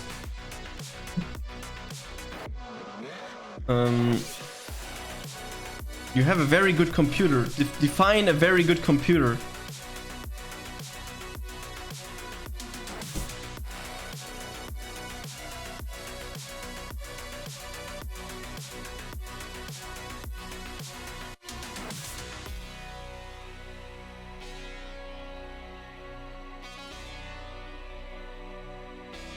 Let me show you the stats.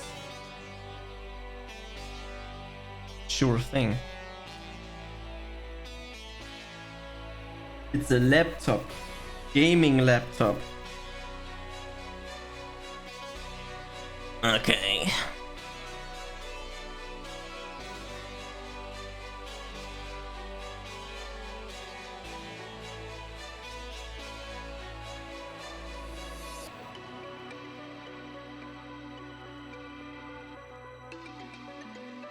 Yeah, I know stuff about Halloween event. I think this was the error. This semicolon missing.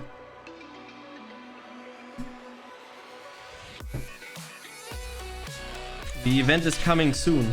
Oh! It works. What is your Earth weight? Okay, it's 56.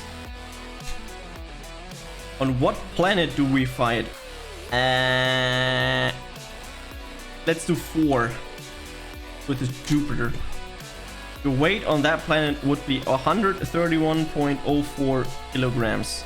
Okay. Seems to work, I guess. i7-11 370 RTX 30,360. This man living in the future.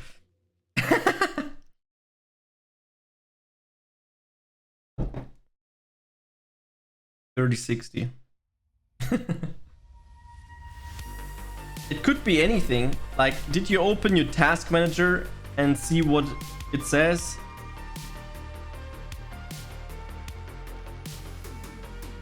Okay, let's do another planet. We have 99 kilograms and we want to fight on Mercury. It should be somewhere around 30 or 40 kilograms.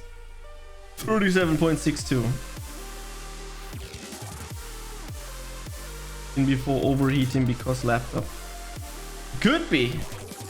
I'm not an expert when it comes to laptops.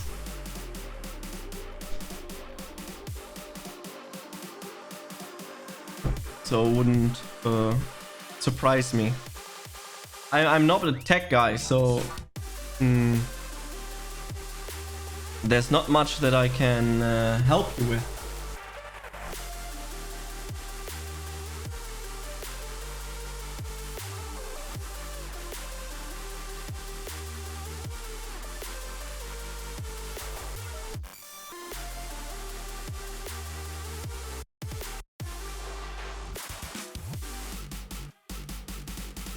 82 degrees Celsius. Sounds not too bad. Could be worse.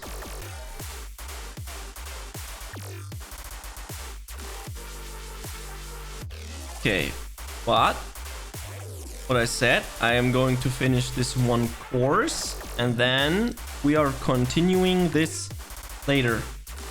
Maybe I'd continue it off stream, but I will continue learning more stuff tomorrow. I get the malware buys and I got 2 malwares. Then remove them, restart your computer, download Visual Studio, and it should be fine. If you're downloading the legit version of Visual Studio and you have 100% CPU usage while downloading something, it should be completely normal, I guess, sometimes, depending on your computer. And then you install it, and as soon as everything is installed and everything runs normally, you should be fine, I would guess. Yeah, but without further ado, I would say that I'm going to end my streamer Moroni. And wish you all a great day. Have a nice, awesome day. Thanks for stopping by. Thanks for the follows, the subs. And I see you next time. Tomorrow morning. I'll try to be there tomorrow morning. Bye. But before we go, we are raiding a good friend of mine, who's playing Minecraft. So go there, say hello from me, and enjoy some awesome Minecraft. See you there. Bye.